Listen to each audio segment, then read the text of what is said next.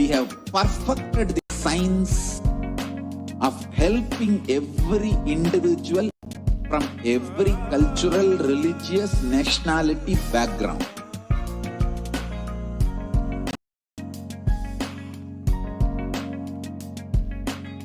You will have lowest reactionary assumptions, highest awakened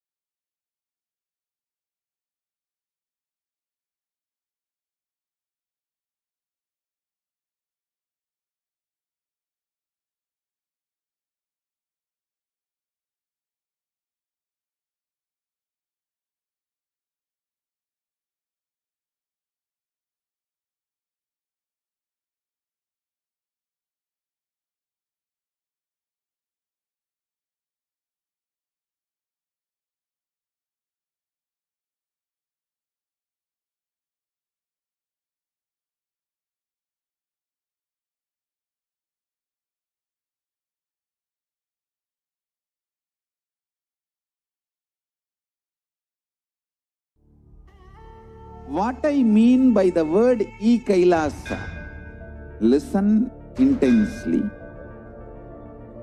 Enlightenment ecosystem, literally enlightenment itself, in your own home, wherever you are.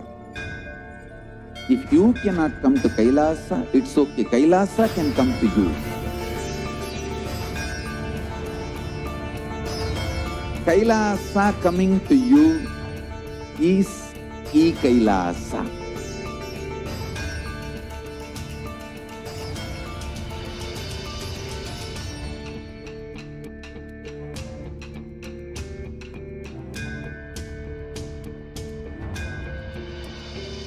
I will revive Hinduism. I am a Hindu revivalist, not by any revolution, but by evolution.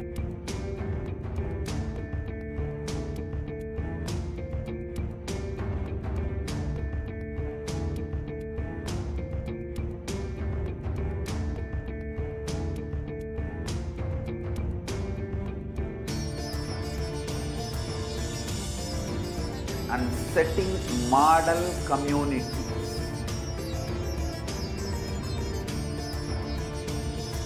Kailasas, enlightenment ecosystems, Sarvanya Pitas all over the world.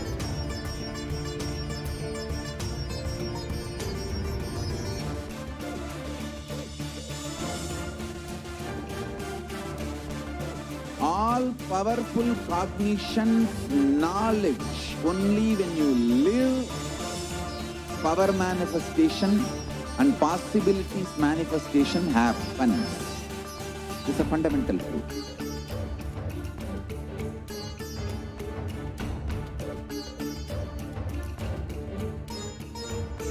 Hinduism cannot live exclusively as one sampradaya. No. All sampradayas of Hinduism is an ecosystem.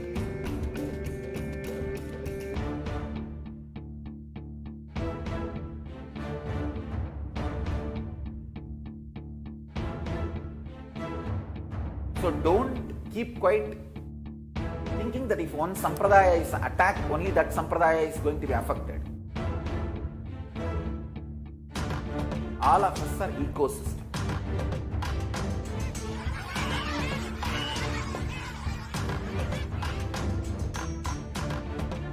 I invite all of you to get involved and enjoy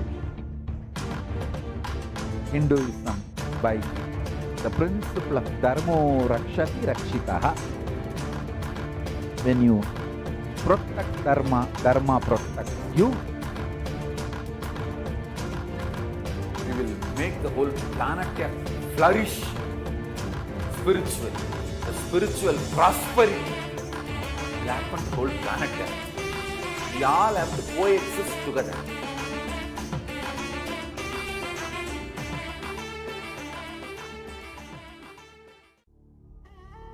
What I mean by the word intensely. Enlightenment ecosystem, literally enlightenment itself, in your own home, wherever you are. If you cannot come to Kailasa, it's okay. Kailasa can come to you. Kailasa coming to you is Kailasa.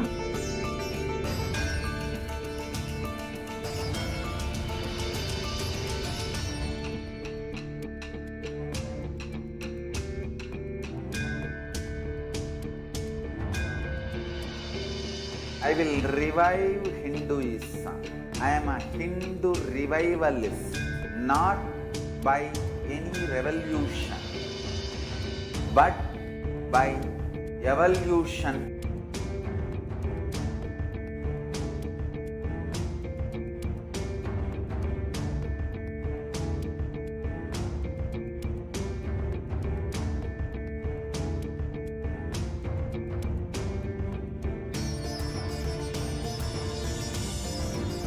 and setting model communities.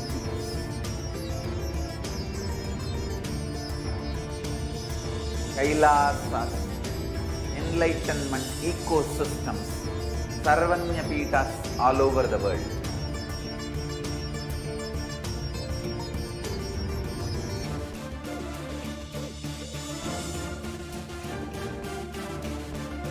All powerful cognition, knowledge, only when you live, power manifestation and possibilities manifestation happens. It's a fundamental truth.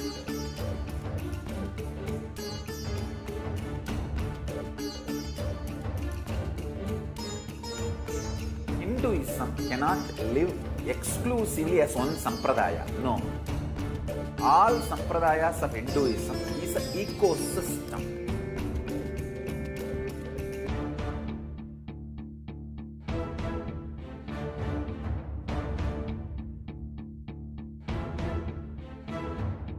So don't keep quiet thinking that if one sampradaya is attacked, only that sampradaya is going to be affected.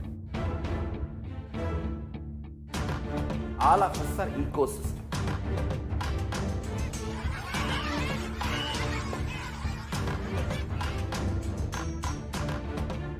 I invite all of you to get involved and enjoy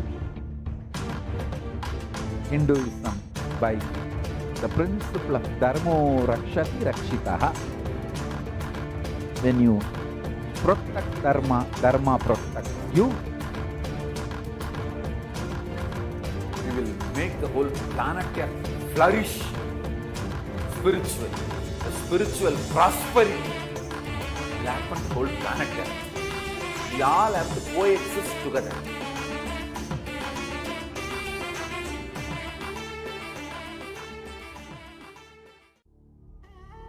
What I mean by the word Kailasa, listen intensely.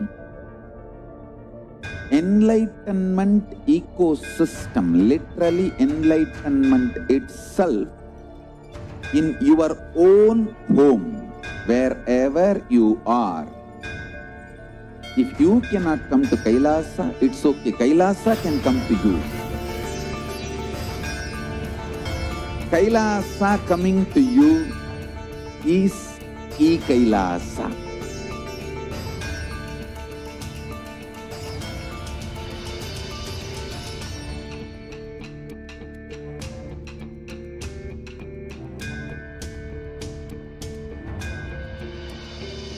I will revive Hinduism. I am a Hindu revivalist, not by any revolution, but by evolution.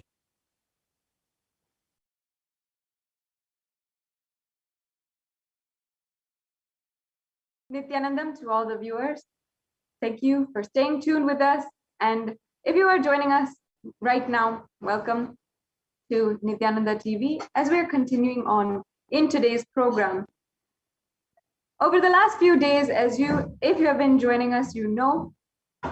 If you have not been joining us, we have been presenting to each and every one of you the persecution of the Supreme Pontiff of Hinduism.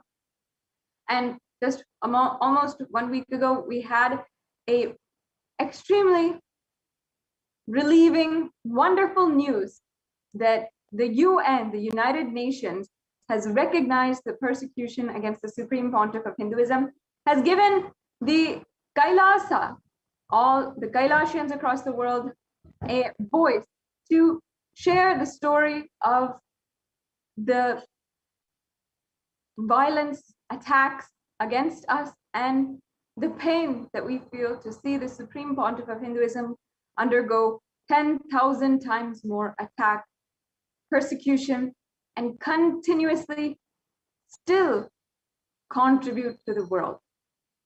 In this platform, during this segment, we'd like to request all the viewers for your listening to and your time during which I'm sure is your very busy days, just a few minutes to listen to each and every one of our stories.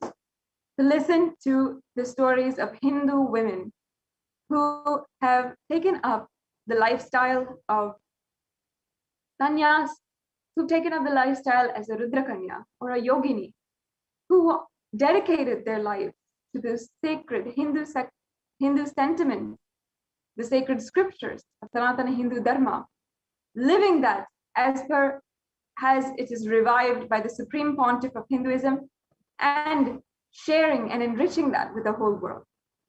And how, just because we wanted to do this, just because we took this up as a lifestyle and we dedicated our lives to this beautiful, courageous mission for the revival of Kailasa, the ancient, enlightened, macrocosmic, borderless Hindu civilizational nation led by the Supreme Pontiff of Hinduism, how we were attacked, raped, assaulted, manipulated, brainwashed, and so much more.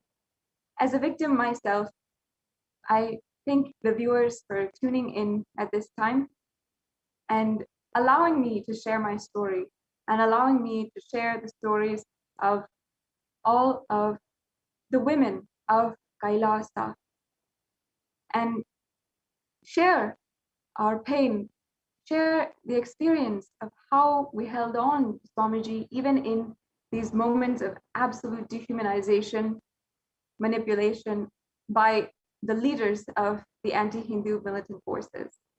I request each and every one of you who are joining in right now, please make sure that you are sharing the link where the UN, the United Nations, and the ONHCR has recognized the persecution on the Supreme Pontiff of Hinduism and recognized the denial of the rights of the women of Kailasa.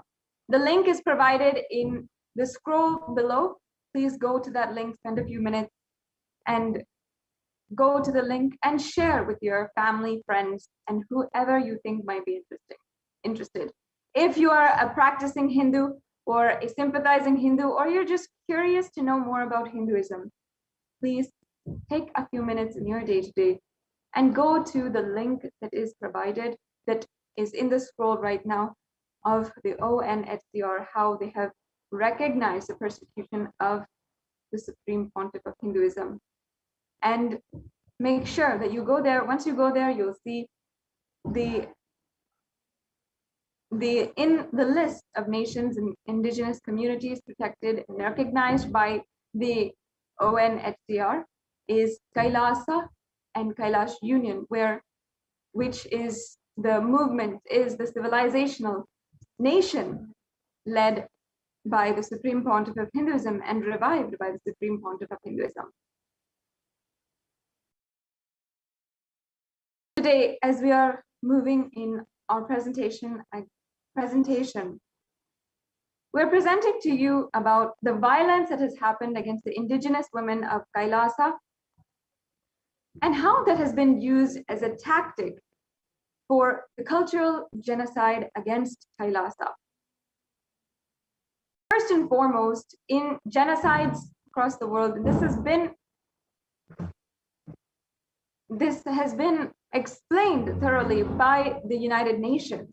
First and foremost, it's been recognized how women and children are a primary target, the first target by terrorist forces in all kinds as they come to, because of their inherent vulnerability and because their destruction, destabilization, brings destabilization to the entire community, the entire population, and jeopardizes the future of the population.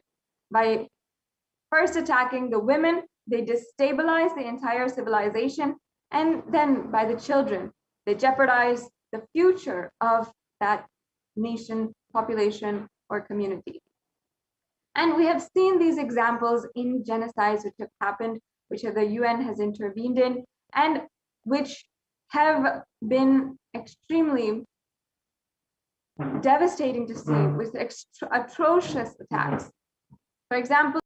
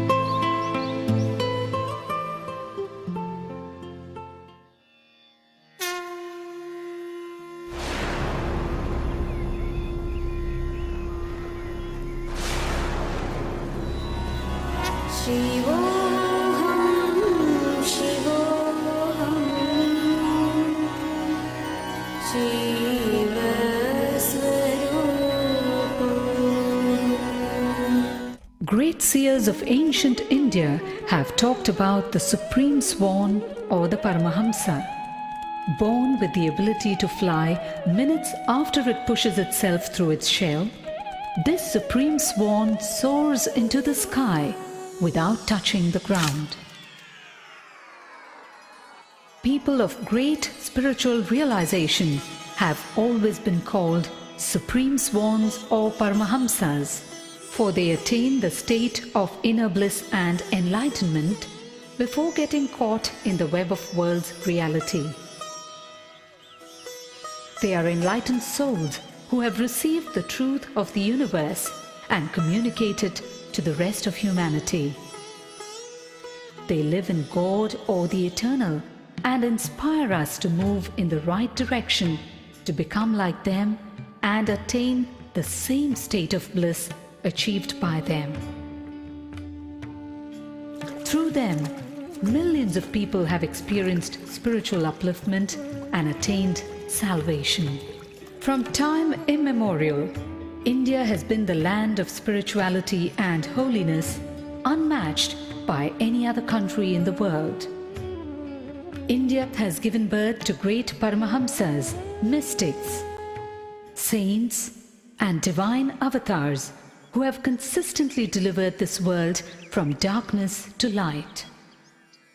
One such enlightened master, exuding divine grace, overwhelming compassion, and unfathomable spiritual knowledge, all at a very young age, is Paramahamsa Nithyananda. Koti Surya Swarupinam Ananda Gandha Ishwaram Bhakta Hridaya Nivasinam Nithyanandam Namostude. Koti Surya Swarupinam Ananda Gandha Ishwaram Bhakta Hridaya Nivasinam Nithyanandam Namostude. Nilagandha Pranava Varma Paramahamsa Nithya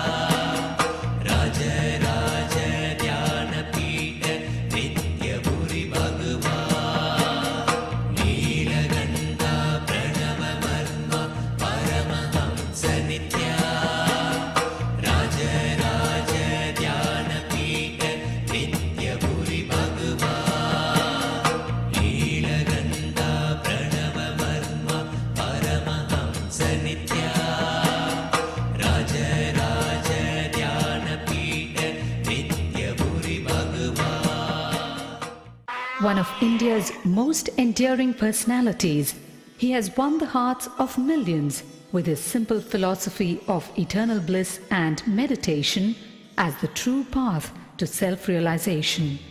Working towards a society of bliss, his simple teachings and meditation techniques work towards creating an atmosphere of equal vision, balanced mind, righteousness, cosmic love, divine knowledge, spiritual upliftment, better emotional health, and creativity in every walk of life to realize one's own self. Nithyananda was born as Rajashekharan, the second son of his parents Arunachalam and Lokanayaki, in the temple town of Tiruvannamalai, South India. Tiruvannamalai literally means Tiru Anna Malai, or revered inaccessible mountain. In Sanskrit, this mountain is termed as Arunachala, or the unmoving morning star. This town, in a remote corner of Tamil Nadu, boasts of an unbroken lineage of enlightened masters for over 2000 years. Or should we say, continues to be the final destination for those in the quest of truth. Arunagirinathar, Virupakshadevar, Ramana Maharishi, all hail from Tiruvannamalai and are revered even today for their supreme efforts in reinforcing the power of faith in the Supreme Being and self-realization. 10 days after he was born, the family astrologer predicted that Rajashekaran would grow up to become a Raja Sannyasi and guide the world, something his parents were not happy to hear.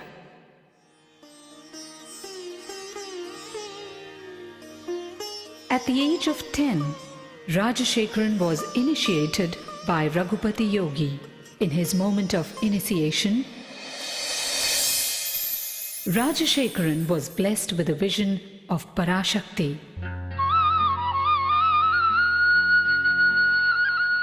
He went home and carved the vision he had in soapstone.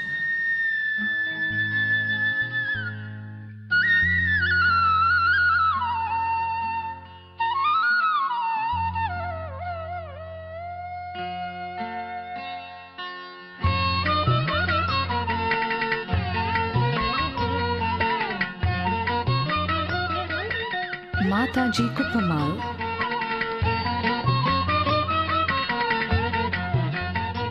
a deeply pious friend of his grandmother, nurtured his growing consciousness with apparent insight into Rajashekaran's greatness. One day, Rajashekaran was found etching a complex shape on a copper foil. It was the sacred Shri Chakra. The Shri Chakra is believed to be a diagrammatic representation of the cosmos. Shri Ramana Maharishi, Shri Ramakrishna Paramahamsa and Sharada Devi were sources of inspiration for young Rajashekaran. At the age of 12, on the sacred day of Buddha Purnima, Rajashekaran had an intense encounter with the divine, an out-of-body experience that was to change the course of his life.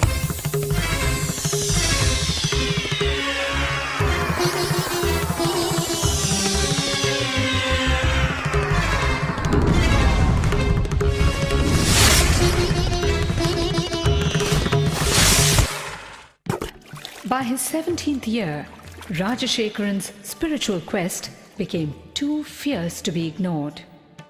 He left home on a journey of arduous self-discovery with no assurance whatsoever, but only a glimpse of the divine he received at the age of 12.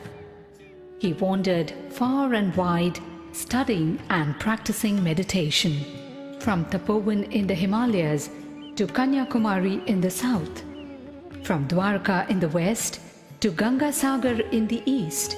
He wandered for 7 years in India and in Nepal. With just 2 pieces of clothing and a kamandalu, a holy water jug, and with no idea of where his next meal would be. One day in Gaurikund, he beheld a breathtaking vision. A young man with a glowing countenance and flowing locks was walking towards him with long strides and divine grace. Wonderstruck and gazing at him, Rajashekaran realized that this was none other than Mahavdar Babaji, the enlightened master dwelling in the Himalayas for thousands of years in perpetual youth. It was this great saint who looked at him and uttered the name Paramahamsa Sri Nithyananda, an enlightened being in a physical body, young at heart but wise in mind. Rajashekaran undertook years of rigorous penance, intense meditation practices, and in-depth study of yoga, tantra, Vedanta, and Shaiva philosophies before he attained the ultimate state of consciousness, the state of Nithyananda, or eternal bliss.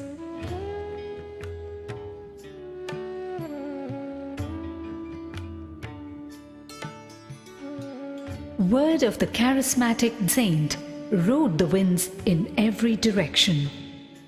People visited Nithyananda from far and near. Effortlessly, he won their hearts. The time had come, and Nithyananda was ready to execute the real purpose of his divine birth, the purpose as a guru. as a master to the entire humanity. Guided by divine vision, Nithyananda soon reached Bidadi on the outskirts of Bangalore, where he found the place of his ashram. 20 acres and a 600-year-old sacred banyan tree, as revealed in his vision, he spotted without a doubt. On that divine soil, on January 1st, 2003, was inaugurated Nithyananda Dhyanapitham, his movement for meditation and inner transformation. Nithyananda Dhyanapitham stands on the divine soil on which this mission of compassion has come alive. The ambience is a perfect blend of tradition and modernity. The lifestyle of the ashramites speaks of a revival of the ancient Vedic system.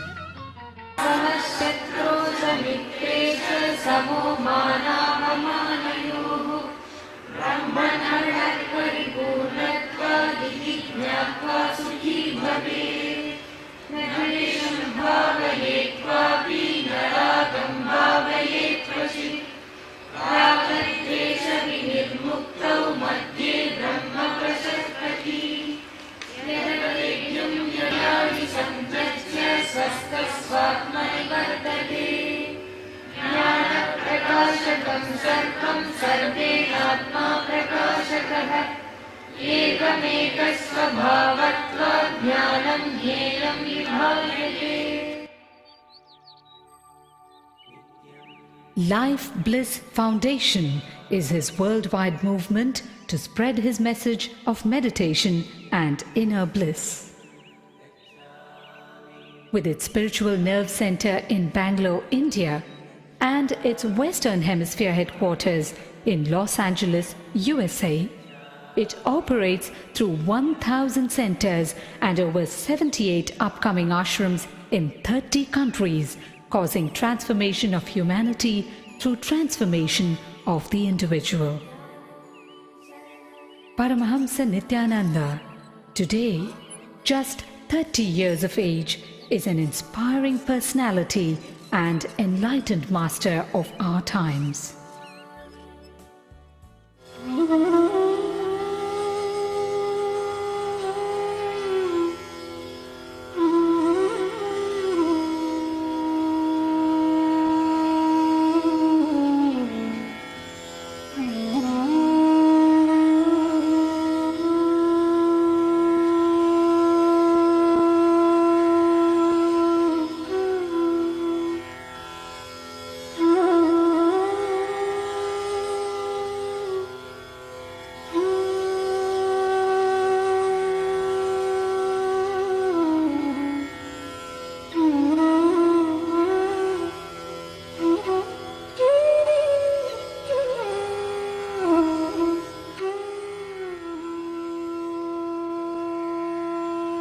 In this world, ravaged by greed, violence, terror and fear, we fall prey to the stress and strains of the outer world, while the inner self cries to be understood.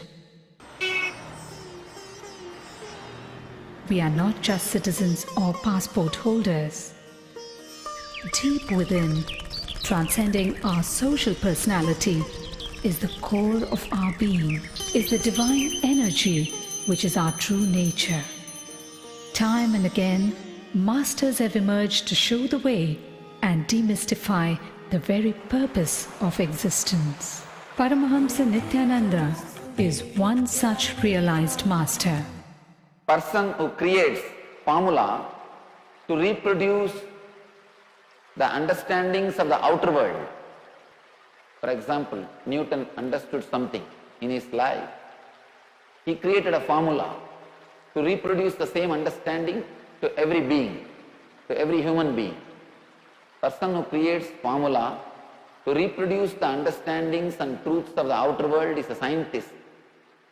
Same way, person who creates formula to reproduce the experiences And the truth of the inner world is a Paramahamsa.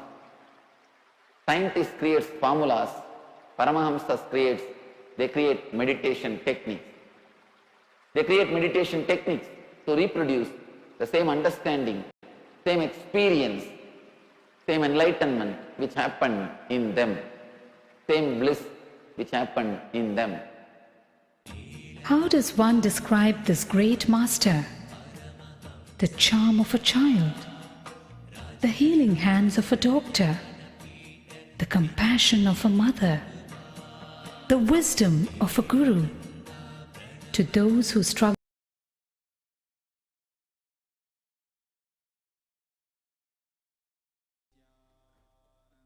Nithyanandam, back to all of the viewers who are joining us for today's program.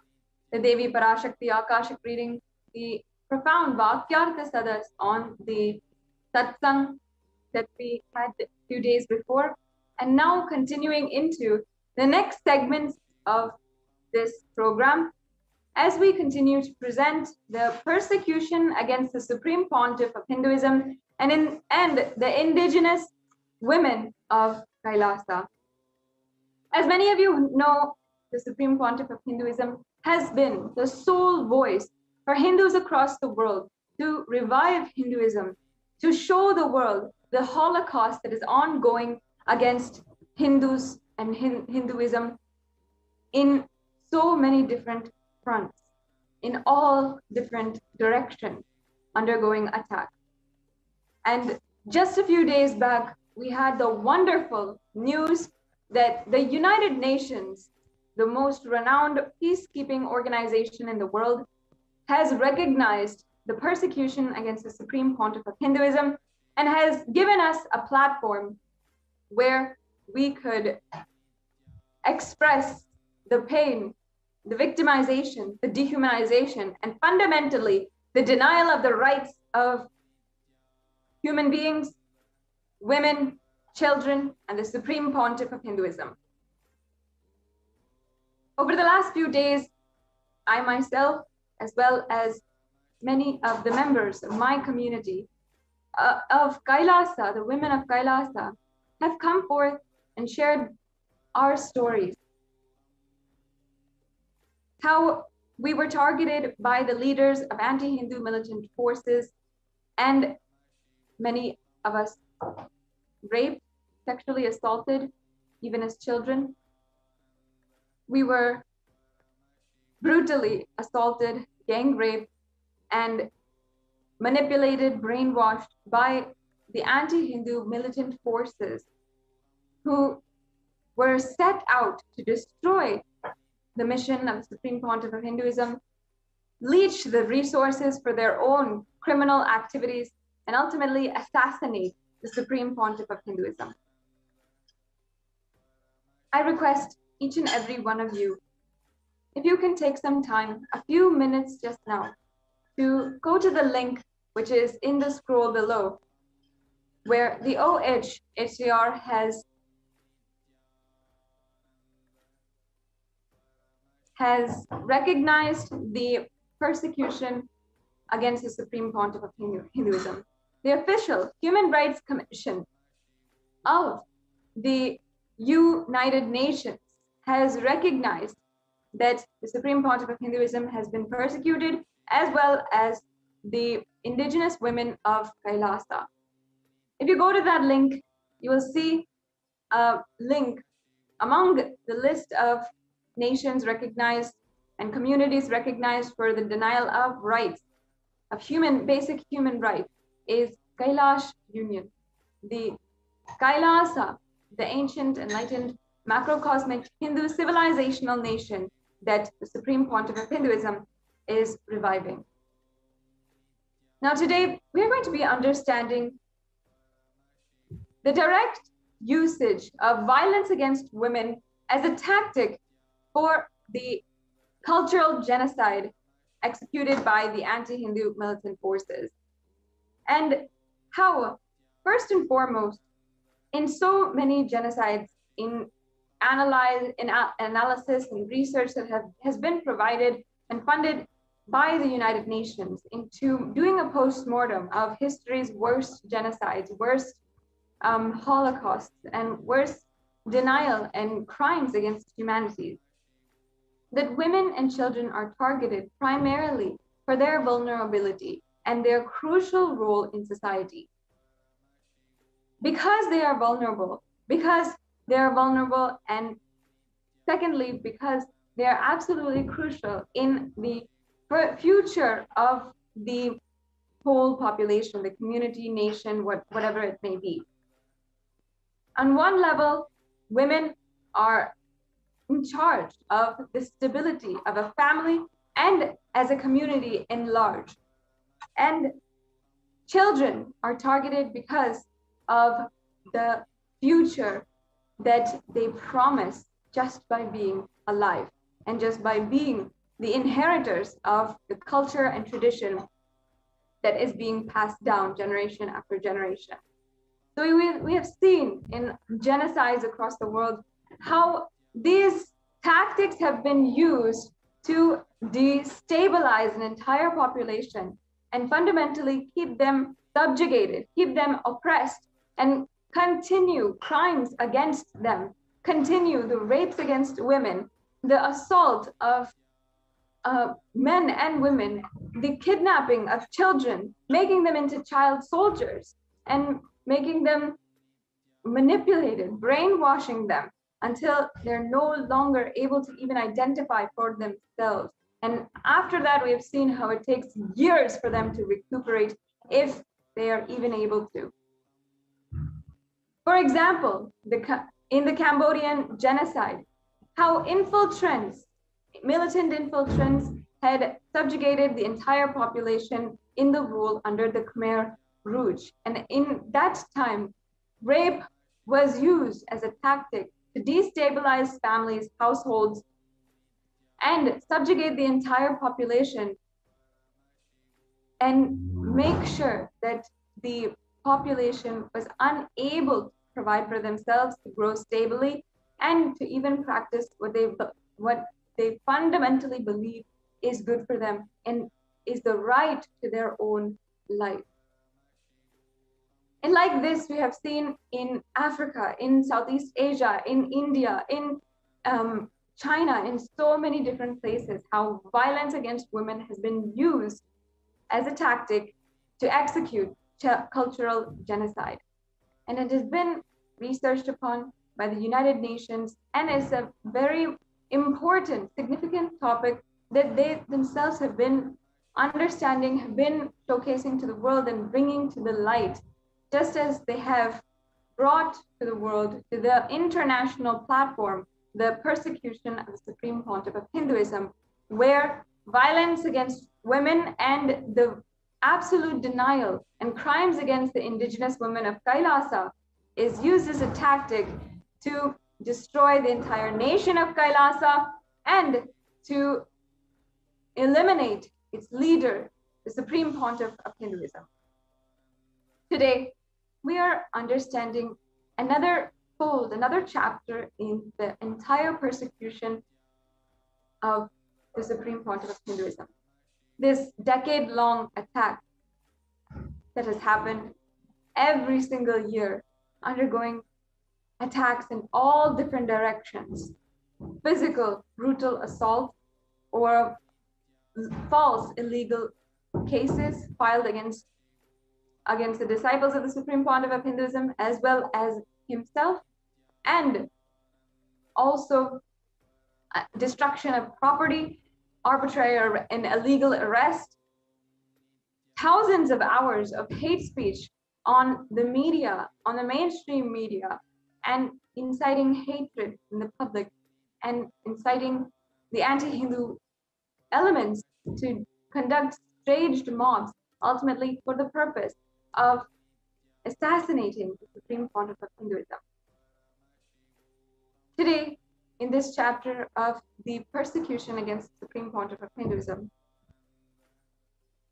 we'd like to present to each and every one of you one of the most brutal attacks that we have seen, the most vulgar, brutal, violent attacks that we have seen, forcibly removing women and children from their place of worship, brutally assaulting them, sexually abusing children, and ultimately destroying thousands of years of heritage.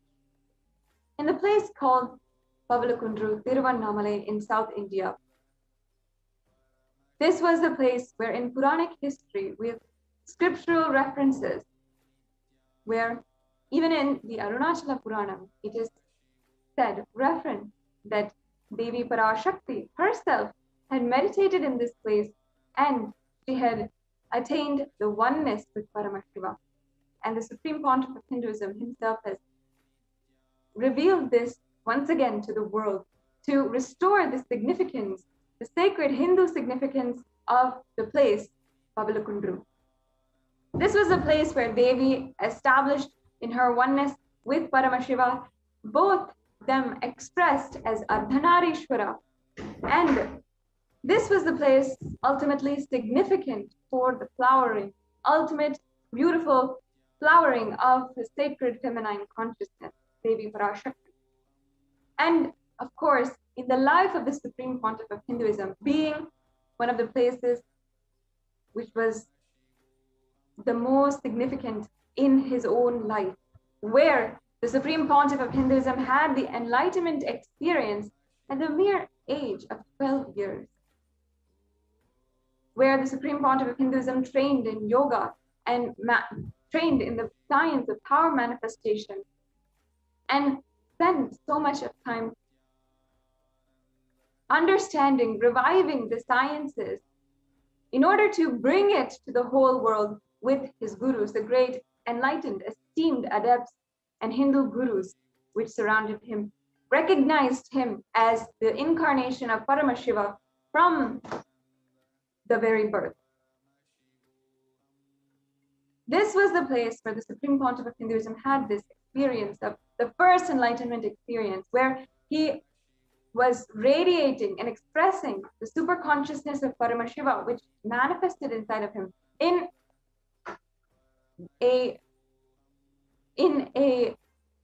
multifold, extremely powerful way.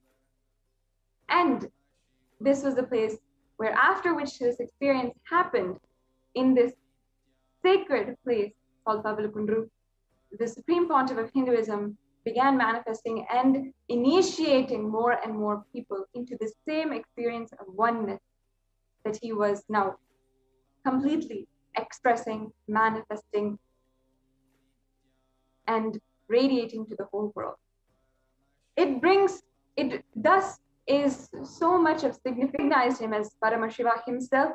An Adinam was constructed, and even the Supreme Pontiff of Hinduism gurus, whose name is Kuppamal or Mataji Bebudanapuri, even started a woman-only organization and began holding the events and everything in this Adinam in Pavalakundru from as early as 1988, when the Supreme Pontiff of Hinduism was just 10 years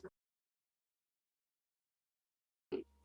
And from as early as then, continuously spiritual activities were ongoing, and the empowerment of women was happening in this very place, where just 20 years later, we will see atrocious acts of violence against women and children. Since then, the Adinam was continuously serving the population and the whole women of Kailasa in Tiruvannamalai. And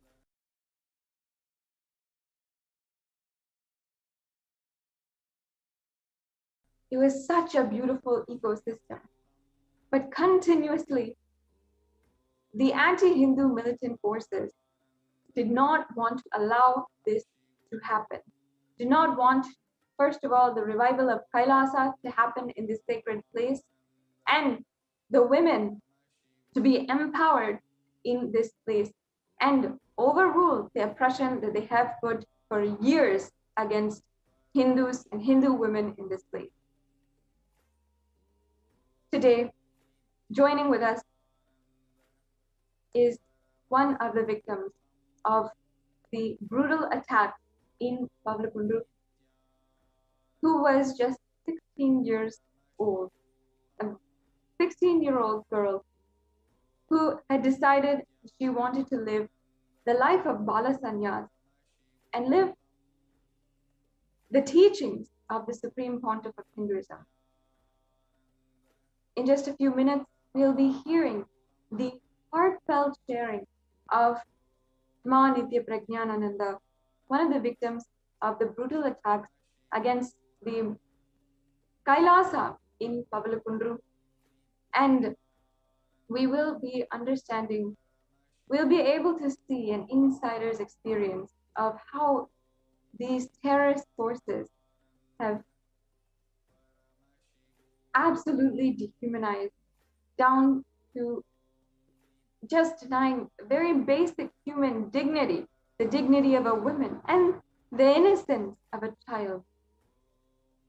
I request all the viewers to keep listening, understanding our story and the story of this brave 16-year-old who has underwent so much at the hands of the anti-Hindu militant forces.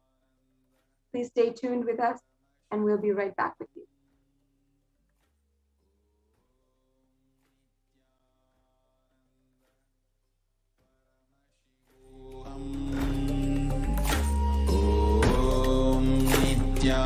Nithyananda Paramashivoham. Om Nithyananda Paramashivoham. Om Nithyananda Paramashivoham. Om Nithyananda Paramashivoham. Om Nithyananda Paramashivoham. Om Nithyananda Paramashivoham. Om Nithyananda Paramashivoham. Just be alive for next 3 years. Don't die within next 3 years.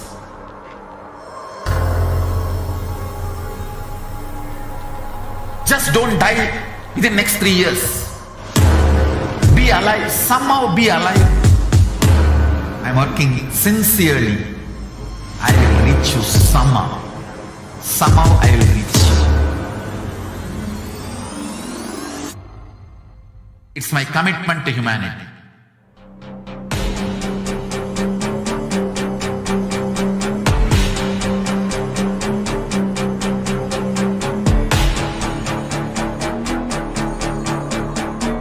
Just don't die within next 3 years. I will reach you wherever you are, whichever corner of the world you may be. I will reach you with enlightenment. You manifesting the space, state, powers, being Paramashivam. It is possible, and it is possible for you.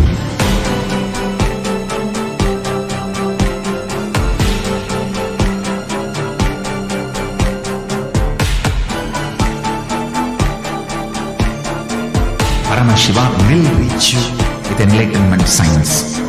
I know he is going to do the job. Just be alive for next 3 years. Nothing else. Nithyananda Paramashivoham. Om Nithyananda Paramashivoham. Om Nithyananda Paramashivoham. Om Nithyananda Paramashivoham. Om Nithyananda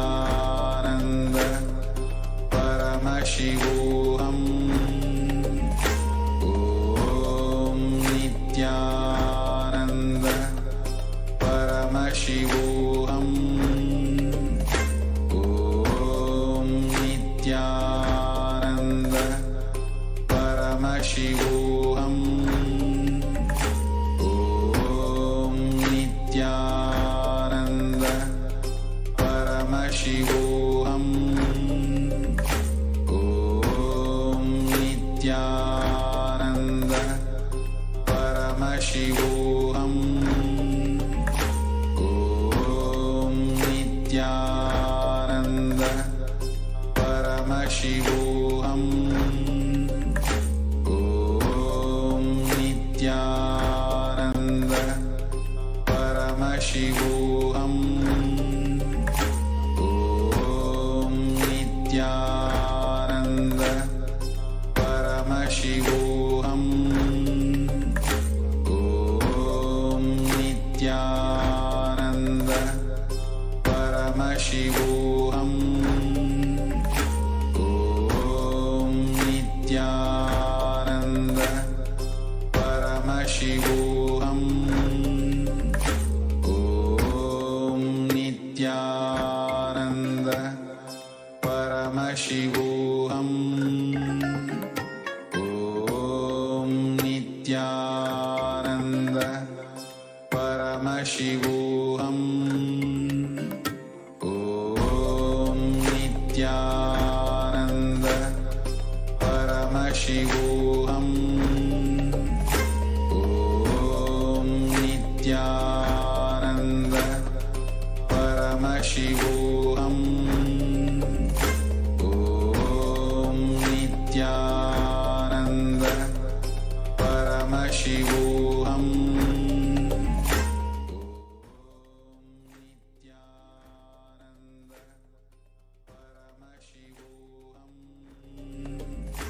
Om Nithyananda Paramashivoham. Om Nithyananda.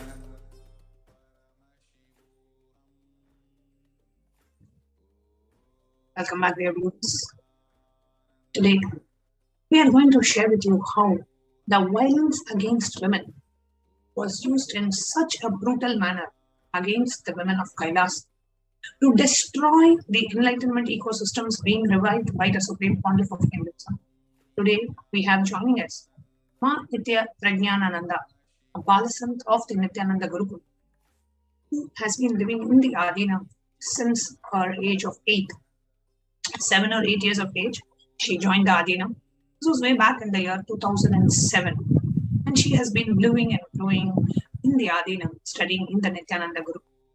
And during the attack on the enlightenment ecosystems established by the Supreme Pontiff of Hinduism, Vijnana became a victim of violence against women. Just 17 years of age, being a total minor, not even a major, she was sexually abused, physically abused, verbally abused. It's a heart-wrenching story that each of us need to listen to. So I now invite Nithyananda to come forward and to share her experience of violence against women.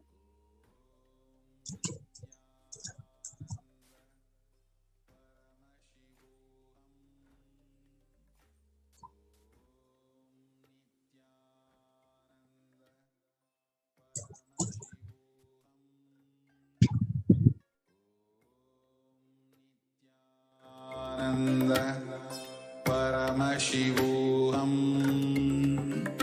Om Nithyananda Paramashivoham. Om Nithyananda Paramashivoham. Om Nithyananda Paramashivoham. Om Nithyananda Paramashivoham. Om Nithyananda Paramashivoham. Om Nithyananda Paramashivoham. Om Nithyananda Paramashivoham. Om Nithyananda Paramashivoham.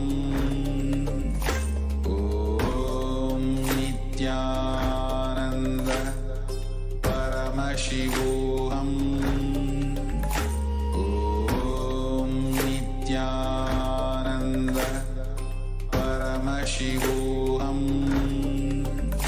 Om Nithyananda Paramashivoham. Om Nithyananda Paramashivoham.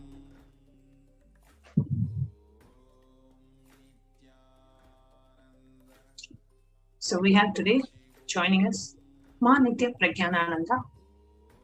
Nityananda Ma Pragyana. Nityananda.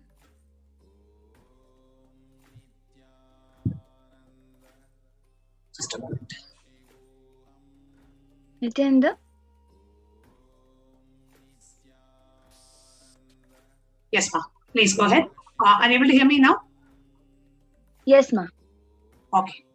Thank you so much for joining Nityananda TV to share your experience.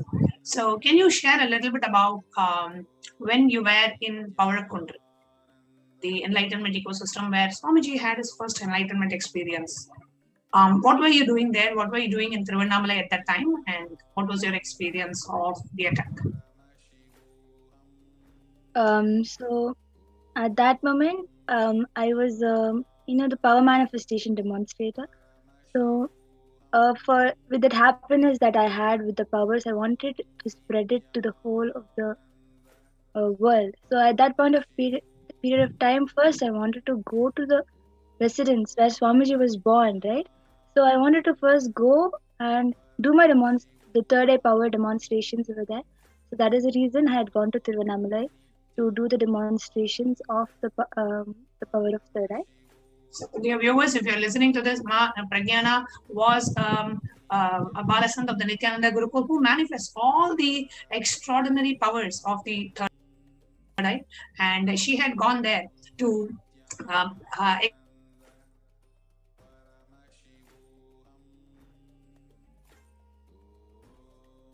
Demonstration is whenever I have a break or whenever I want to do my seva for the Pavalakunda rock, being the most important thing in my life, one of the most important parts of my life, Pavalakunda, where my master, my guru, Swamiji has become enlightened.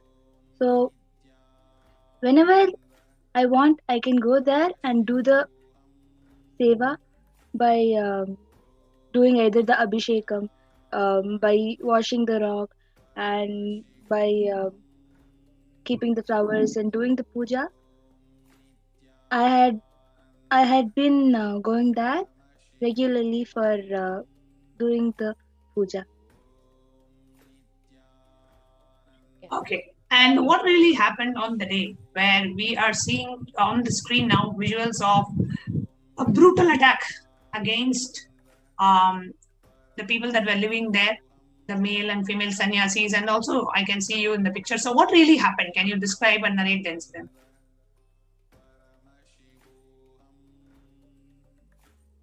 The day is one of the days it is very hard for me to forget.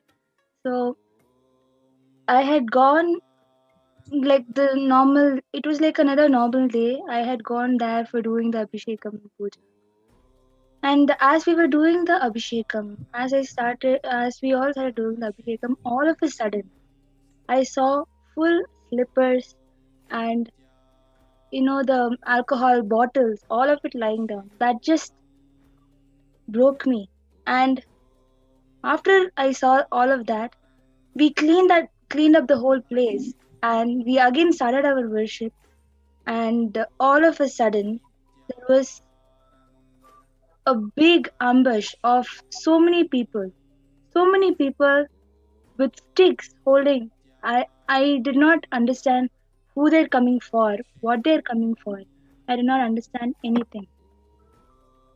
Full of cameras, medias, everyone was coming all of a sudden over there. And at that period of time, I was first in shock that we who are not doing anything, we are just doing our own worship, just keeping the place clean and doing the abhishekam and taking care of the deities that we had over there. We had so many people coming there, and I was there sitting wondering why are people after us for something that we are doing is only, it is not a crime that we are worshipping, it is not a crime that we are doing puja, it is not a crime that we want to take care of the Hindu deities. Yes, Ma.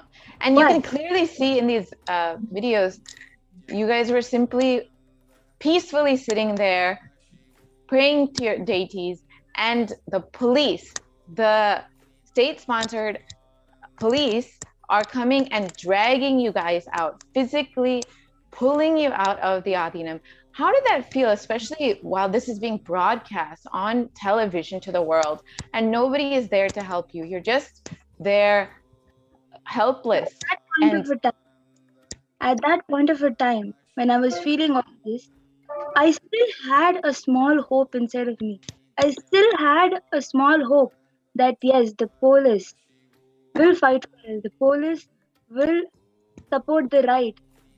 But I did not expect that they will be coming right there and treating us like criminals and coming on top of us, beating us. And I, at that point of time, was a minor.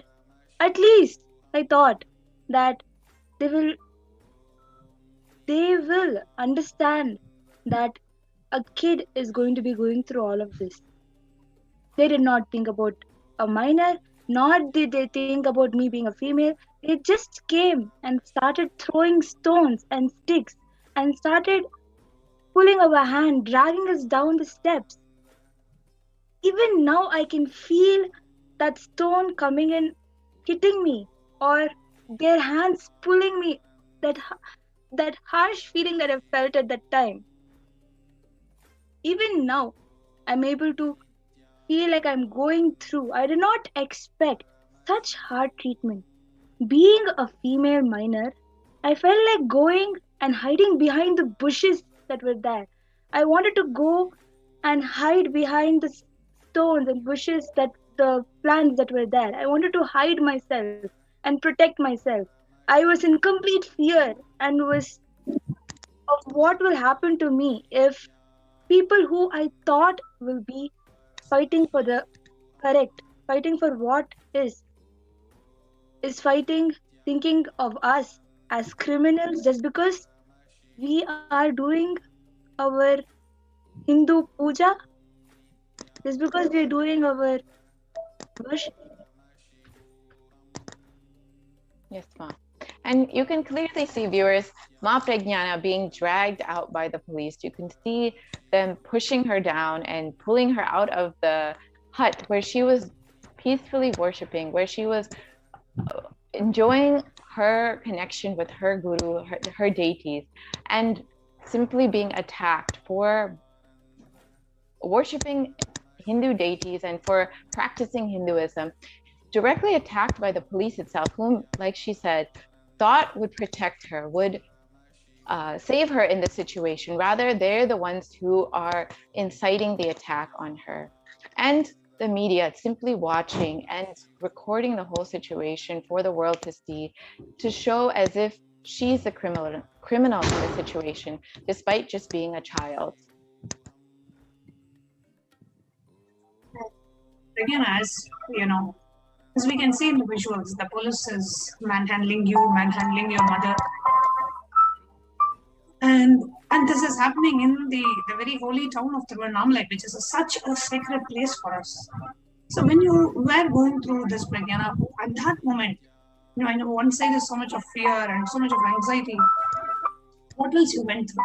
What else you felt at that moment?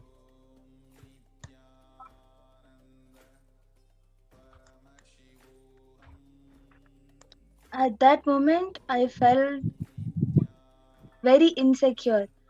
I had taken the decision by myself to be a Hindu, and being a female did not help it. This because of being a female monk. They thought we are weak and started manhandling us and pulling us. And I was a minor at that time.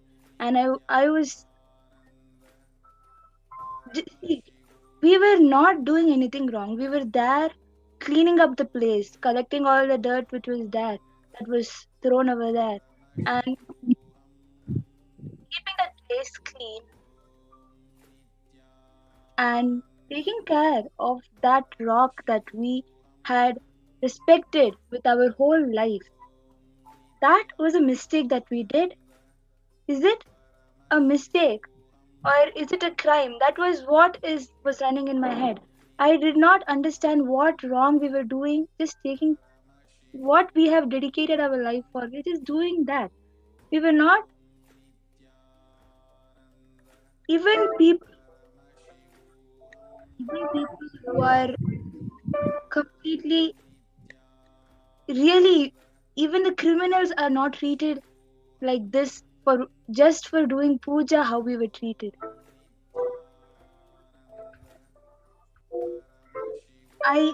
Just for doing puja, me being attacked with shower of stones, me being hit with sticks and being dragged down the hill.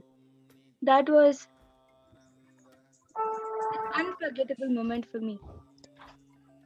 Yes, ma'am. And it looks like in these visuals that you guys were actually arrested. Maybe your mother and the other sannyasis who were there were arrested for this situation. Can you elaborate a little bit on this? At that point of time, like how I was telling, I was completely into protecting myself. Being a minor, I was really, really scared. I went behind a house that was there, and I was seeing the whole scene in front of my own eyes. I had to see my Guru Bahens being taken into the police car.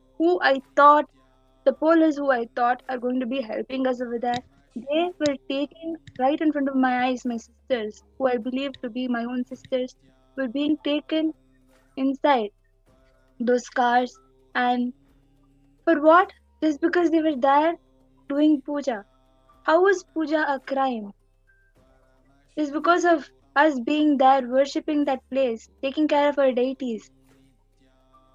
At that point of time, I felt so shattered that just being a Hindu, we have to go through so much. Being a female Hindu, we have to go through so much. It is not stopped there.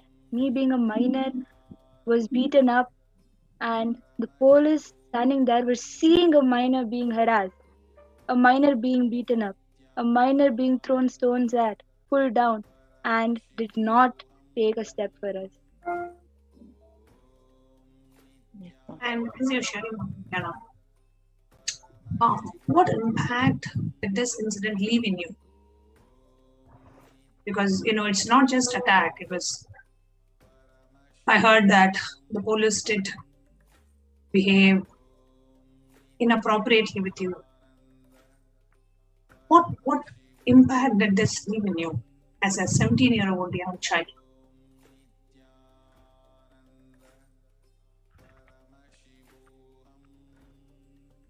I can just tell that the last hope that I had, that police, there is someone who is there for us, who can help us, who can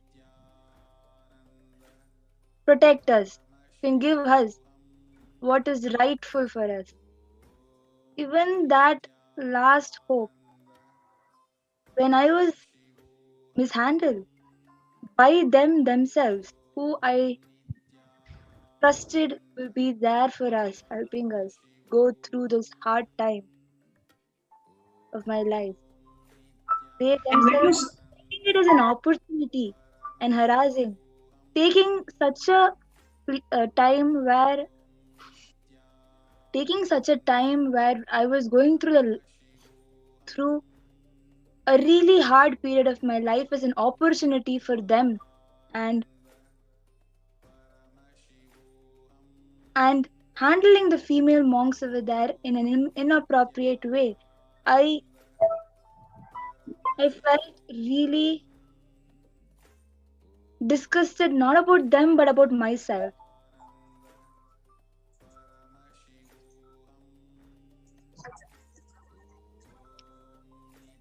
Yes, Ma. As a minor, being taken advantage of by the police, by the trusted people in the community who you thought would protect you, can only be traumatizing. And I can only imagine what you've gone through over the past few years in trying to heal from the situation and trying to trust police again and authority figures again after being attacked by them. After going through that, when we were taking our deities and walking, in front of my eyes, I saw my mom being pushed down the steps. And seeing the police push my mom right in front of my own eyes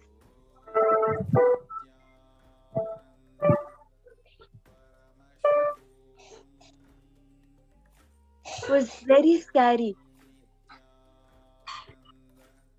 Dear viewers, I just hope nobody in this world ever goes through something like this, ever. dear viewers, at this point, I would also like to let you know, Pragya was her father passed away when she was very young, so she grew up with a single mother, and then later on brought and she was residing in the Adi, and her only parent, she's just 17 years of age, and her only parent, her mother, being manhandled. Imagine what the trauma that the child would have gone through. You know, seeing your only parent being mishandled and, you know, being abused and being ill-treated. That's what Pragyana.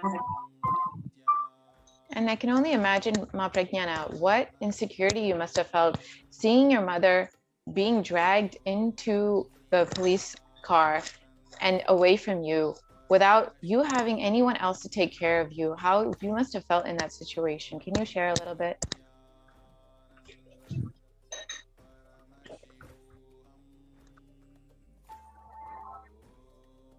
At that point of time, what I felt what I felt did not even matter. I felt that everything is happening without anybody thinking about each one what they are going through, how it will impact them. At that point of time, in my head, I was thinking I'm losing her forever. They're taking her and going.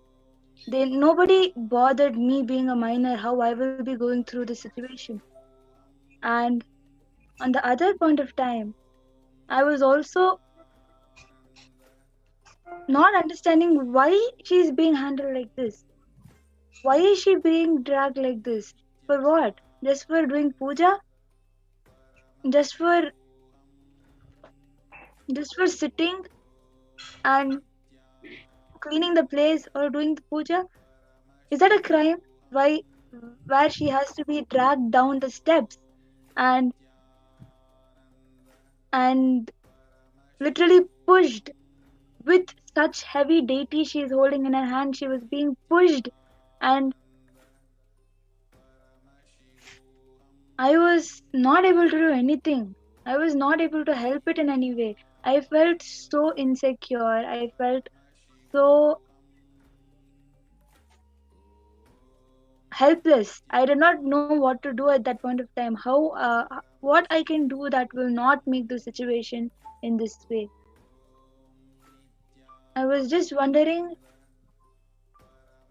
what I can do at this point of a time, because everybody was not interested in what we are going through. If we are being beaten up or if we are being pushed down the steps, they were all interested only in us for protecting ourselves, taking the video. They were all busy seeing what model of phones we were having or what type of dressing we were doing.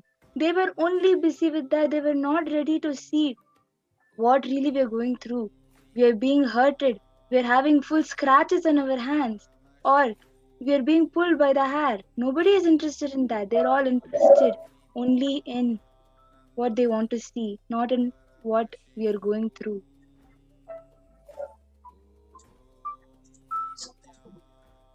Give you as you can see, Vijnana is one of the hundreds of Kailasa women of Kailasa, who has experienced so much of violence by the anti-Hindu elements, by the Hindutva, neo-Hindutva militants, and in this case, even the state-sponsored attack leading to violence of the women. They don't care whether you are a child, whether you are a woman, whether you are a man. They just know that because you belong to the authentic revival of Hinduism and you are a follower of the Supreme Pontiff of Hinduism, that is enough for all these elements to attack you completely illegally, brutally, relentlessly. We are being attacked. And today, thanks to the efforts of the Supreme Pontiff of Hinduism, finally, the persecution against us is coming out in the eyes of the international community, with the United Nations recognizing the persecution of the Supreme Pontiff of Hinduism. We invite each and every one of you, if you feel touched by this, please share the report published with the UN on the attack, on the persecution on His Divine Holiness and Kailasa, and share it with the hashtag UN recognizes persecution of HDH Nithyananda and Kailasa.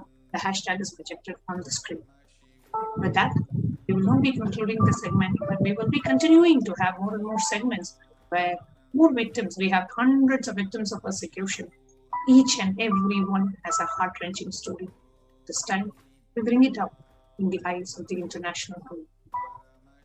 So we'll now be concluding this session with the Purna Mantra, and the next session will be the Kailash Courtyard Power Manifestation session. So please stay tuned.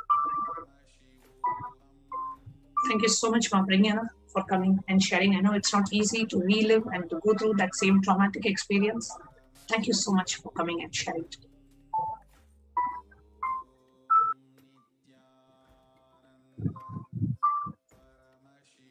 Om Purnamada Purnamidam Purnat Purnamudachyate Purnasya Purnamadaya Purnamevavasishyate Om Shanti Shanti Shanti Hari Om Tat Sat Sarvam Bhagat Shri Nithyananda Paramashiva Padukarpanamastu Om Nithyanandam.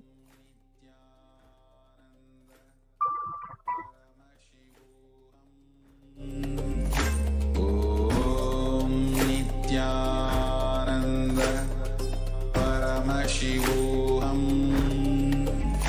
Om Nithyananda Paramashivoham. Om Nithyananda Paramashivoham.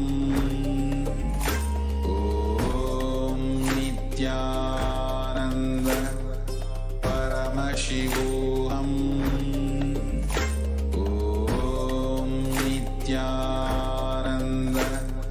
Paramashivoham.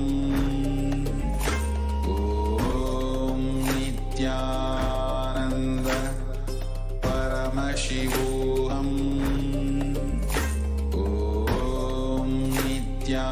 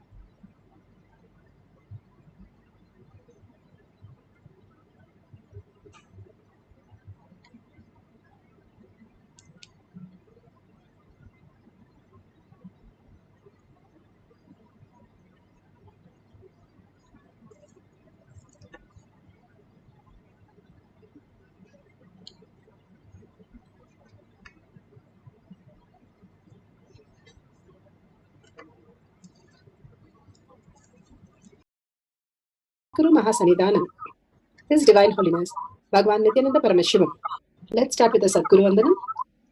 Nithyanandam Paramasukhanam Kevalam Jnanamurtim Dvandvatitam Gaganasadasham Tattvamasyaadilaksham Ekam Nityam Vimalamachalam Sarvadi Sakshibhutam Bhavatitam Trigunarahitam Sadgurum Tam Namami.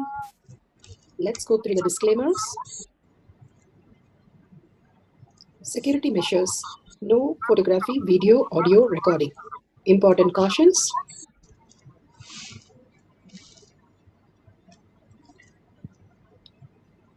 Please be aware of the important cautions.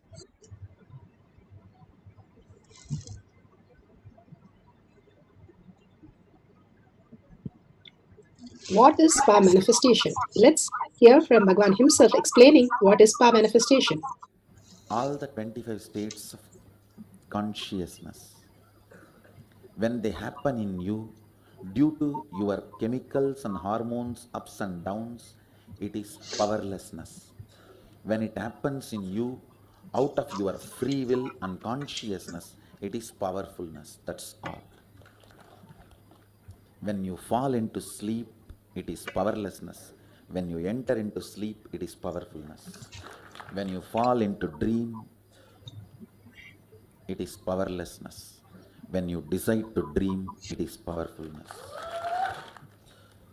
So I have added the ultimate powerfulness, Turyatita, in your whole being and doing. Manifest all the powers. Understand, power manifestation is nothing but cognitive shift. It is not work. It is cognitive shift. Understand? It is just cognitive shift. It's not work. Work is a 4-letter word. Power manifestation is cognitive shift. Playing with life. Playing with being alive. Beautifully, Bhagwan explained what is power manifestation. Power manifestation is cognitive shift and being alive and in superconscious space. A human can experience the superconscious space, and it is a science. That is why it is called a science of power manifestation. And each one of us can experience it, and it is repeatable. That is why it is science, and the evidence is every time it has been given clearly that it is a science for us to experience the conscious space. Shastra Pramana, the evidence from the scriptures. Shastra Pramana are the eternal, unchangeable truth revealed in the source scriptures. Apta Pramanas are the experience and results of the Aptas, who are the Rishis, Munis, Ganas, Nayanamas, Alvar, Siddhas, who are authority of Hinduism, who manifested all the powers of Paramashiva.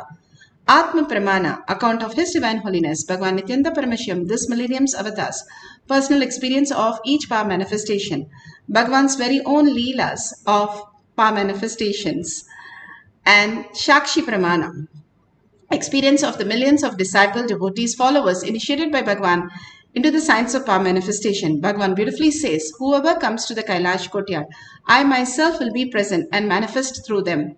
And simply Bhagwan gives us the blessings and the boons for us to raise into the superconscious being, bringing all the auspiciousness and abundance into our life.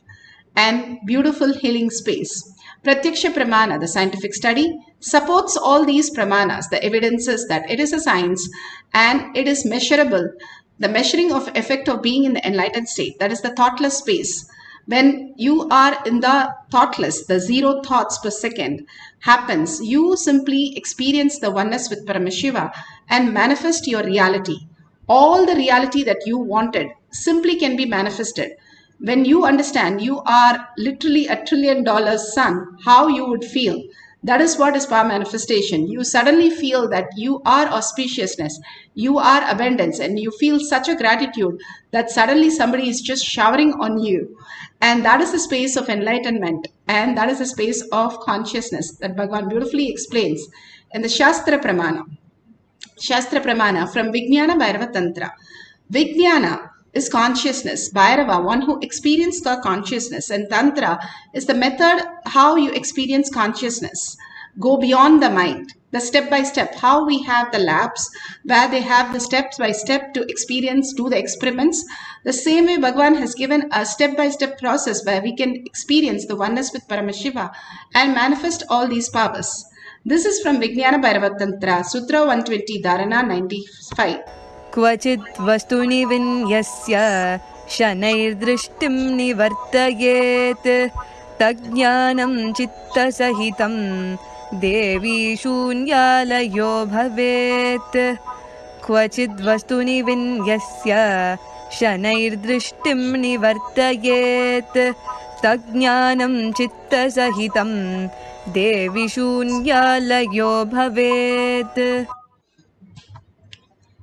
Bhagavan Paramashiva says, having fixed one's eyes on a particular object, Vastu, one should slowly withdraw the sight from the object as well as slowly eliminate the knowledge of the object and with the thoughts and the impression of it.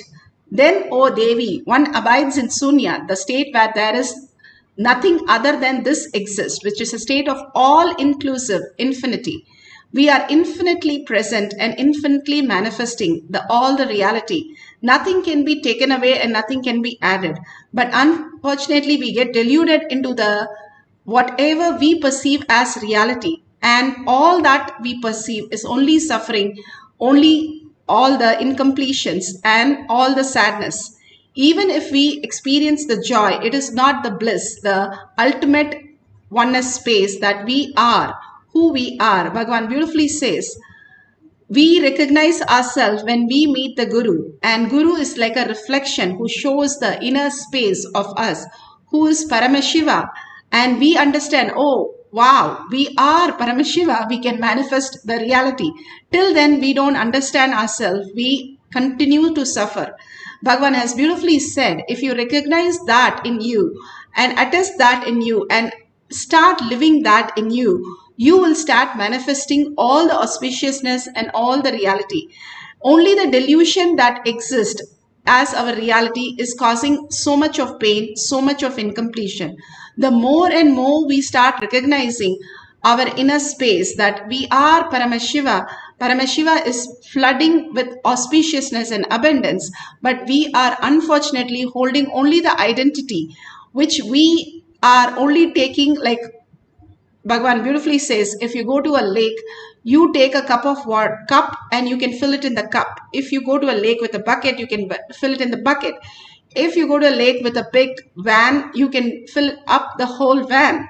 If we understand the Paramashiva space only during the power manifestation, we understand only like a cup of tea. That's all we understand. But if we take it to our life, it's like whole life, the universe of consciousness simply unfolds in us. Bhagavan beautifully says how we can experience that oneness. When Sudama, he was so poor and he had no money, no food, nothing, his wife pushes him to go and see Krishna. And she knows very well he will not ask anything to Krishna because he is already fulfilled with Krishna. So she just sends some flattened rice and sent the message through that to Krishna that Sudama needs a family which needs a house and some things to survive. And he goes to Sudama only to the joy of seeing Krishna. Sudama goes to Krishna to see only the joy. He doesn't even understand that he is in such a poverty, he has to ask for some money for the family. But he is in such a joy that he wanted to know how Krishna is living, whether he is fine. All he recedes and lives and breathes and sees everything as Krishna. So when he goes there, Krishna is so delighted to see him as fulfilling, overflowing with joy of Krishna. And Krishna just pours himself on him to see somebody like that. And simply each time he was eating the flattened rice, the wealth of Sudama started getting abundant and abundance. And Rukmini stops, enough, that is enough.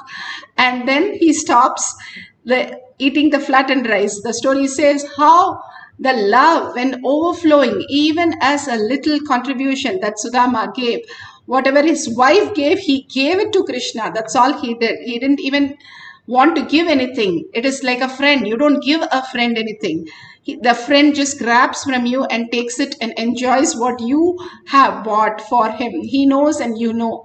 The beautiful space of oneness that you create with the ultimate, that he is there to manifest every abundance in you. He's waiting and he's showering on you. If you know that, you simply start manifesting that reality.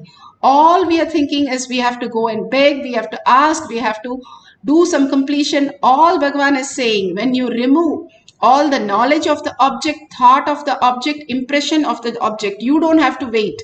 The Devi simply starts manifesting in you as infinity and simply showers you with the ultimate. Let's go to the Shastra Pramana. Apta Pramana. Apta Pramanas are the experience of the Rishis, Munis, Ganas, Nainamas, Alvars, Siddhas, all of them, Panchapandavas. They lived in such an enlightened space.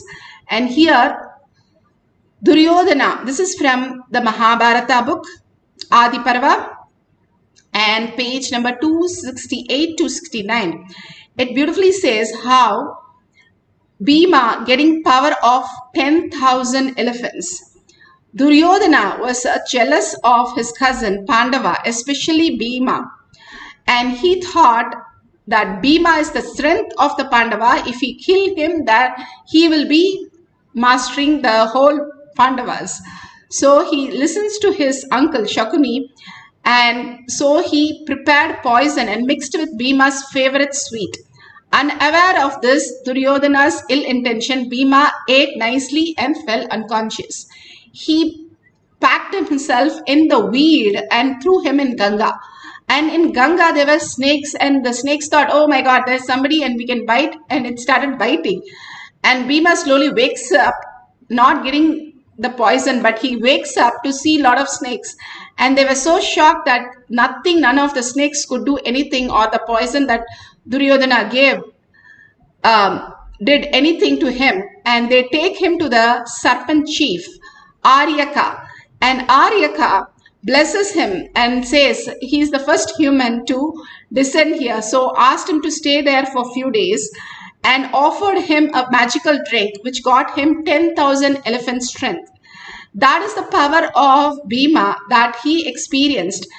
Duryodhana wanted to literally kill him, but he was in oneness always with Krishna. Bhima is such a devoted person. He only gained more and more strength, and nobody could take away his strength. And such a beautiful space that he was able to increase his strength in spite of what he was happening, simply into the beautiful oneness space. Atma Pramana. Bhagavan beautifully has spoken in the Kailash courtyard how he manifested these powers for everyone.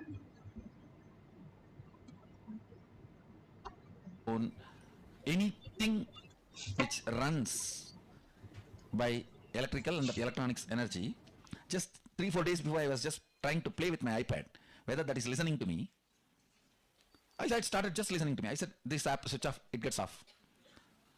Without typing the password, open, it opens. And I just said, go to this app store, went and download the messenger, downloaded. It was continuously doing. Then I decided, let me convert this into software and initiate as a power to everyone. Very casually only I did.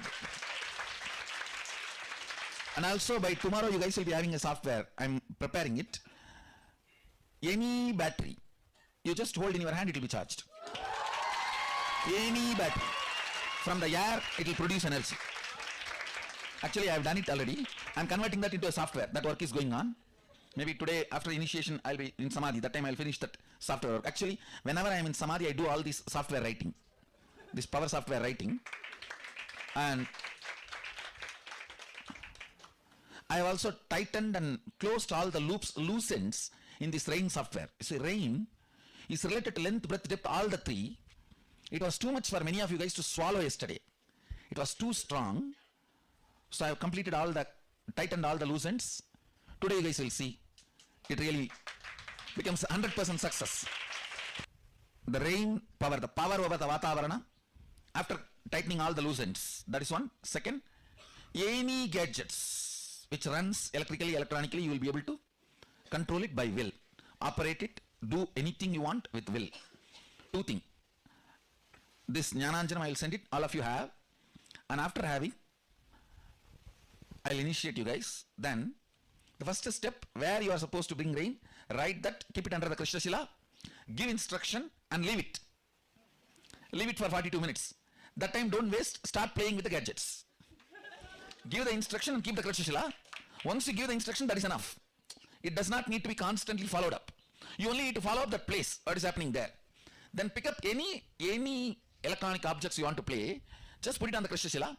Let the Nithyananda Paramashivam participants ask what the Balasant should do. You pen down the instruction, your request. The Balasant will do that. You give that instruction, it will do.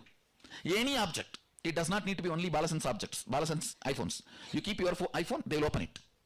It will open, it will get switched on, it will download the apps or delete whatever you want, you write and give them. Always all your requests should be in writing. And then after they perform, you tick or cancel. Any command, only 3 minutes. If it takes more than 3 minutes, cancel, means they are not done it. Go for the next command. Any command only maximum 3 minutes. The rain only 42 minutes. If it is more than 42 minutes, crash, it has not happened, go for the next. Second, start the next place. Understand? So that is the way the fluttering will settle down. And it will become part of your biomemory. There were some of the loose ends, means I should say it was too much for your biomemory to grasp, it was too big bite.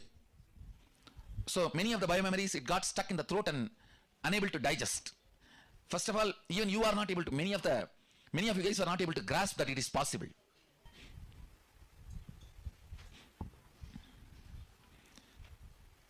If you are integrated to that core, that's enough, you will manifest powers.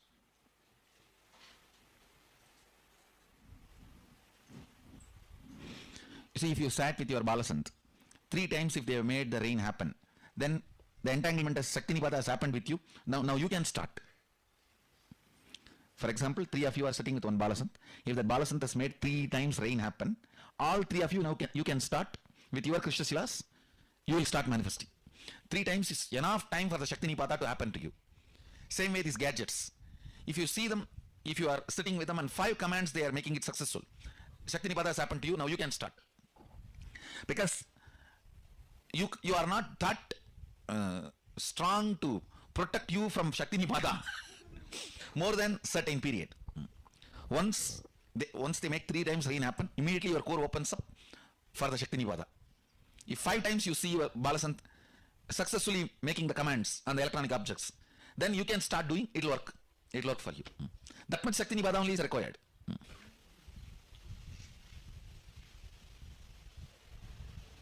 This is almost like a second Garbha Mandir.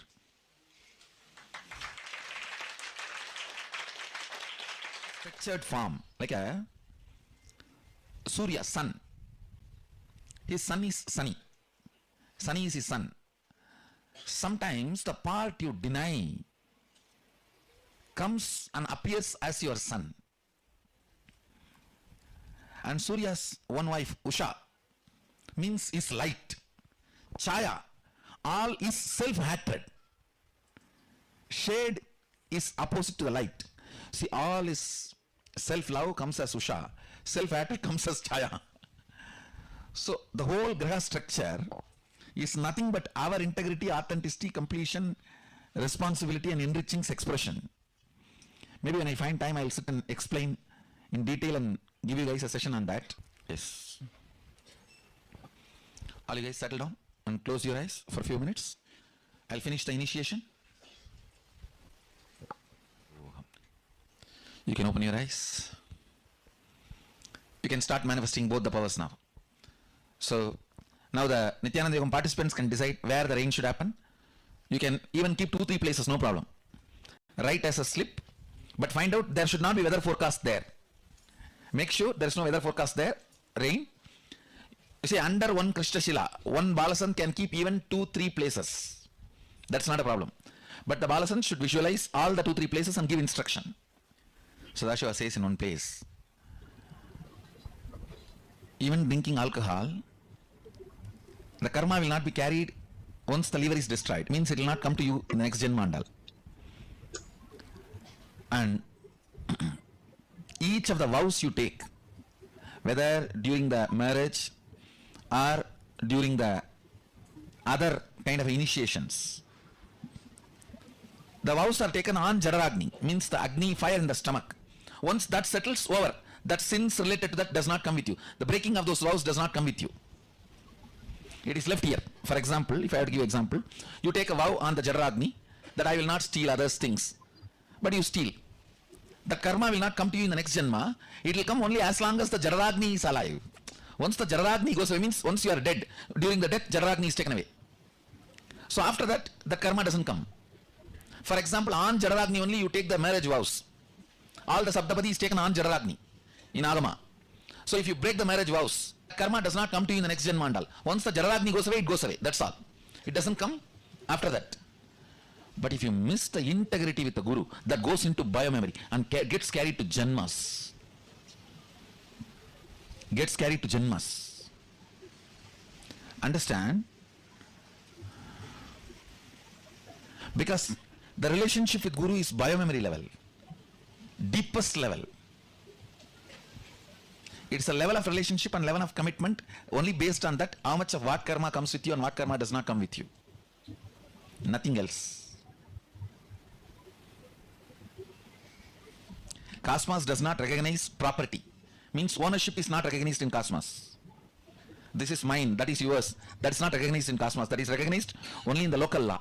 Marriage is not recognized in Cosmos. It's not recognized in Cosmos. It's only recognized in your locality and in your society. But integrity is recognized to the Cosmos. It is the spindle on which the lokas circulate. Lokas spin around. Understand? You all need to know, the Vedic tradition says, the universe, you know, is going around the earth. This is the sun, this is the earth. Earth is going around the sun physically. Means the timing you know. But cosmically, if you see billion year, sun is also going around. Sun itself is going around. This is billion year, this is 1 year. That is why you always think about the 1 year and forget this billion year. Based on this only the yugas are counted. Understand? The whole universe, the spindle, Standila is planet Earth, because only here consciousness is alive. The spindle, you guys know only about the horizontal universe. In the vertical universe, this is the spindle. Below Batala, Adala, Sudala, Talatala, Batala, Boo. The whole thing you know is Boo. The whole Milky Way, everything is Boo. Above, Bhuva, Swa, Tapa. In this whole spindle, the spindle goes through the planet Earth. That is why the Upanishads and Vedas say planet Earth is the center and everything goes round. So the whole thing you know, end of the day, in billion year, goes round the planet Earth.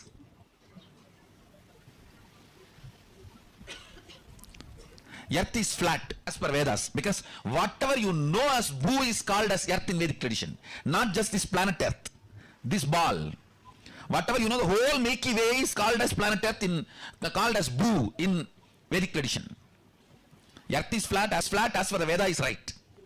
Because the definition of Bhu is not this planet. All the grahas you know put together is the Milky Way is described as Bhu in Vedic tradition. That is flat.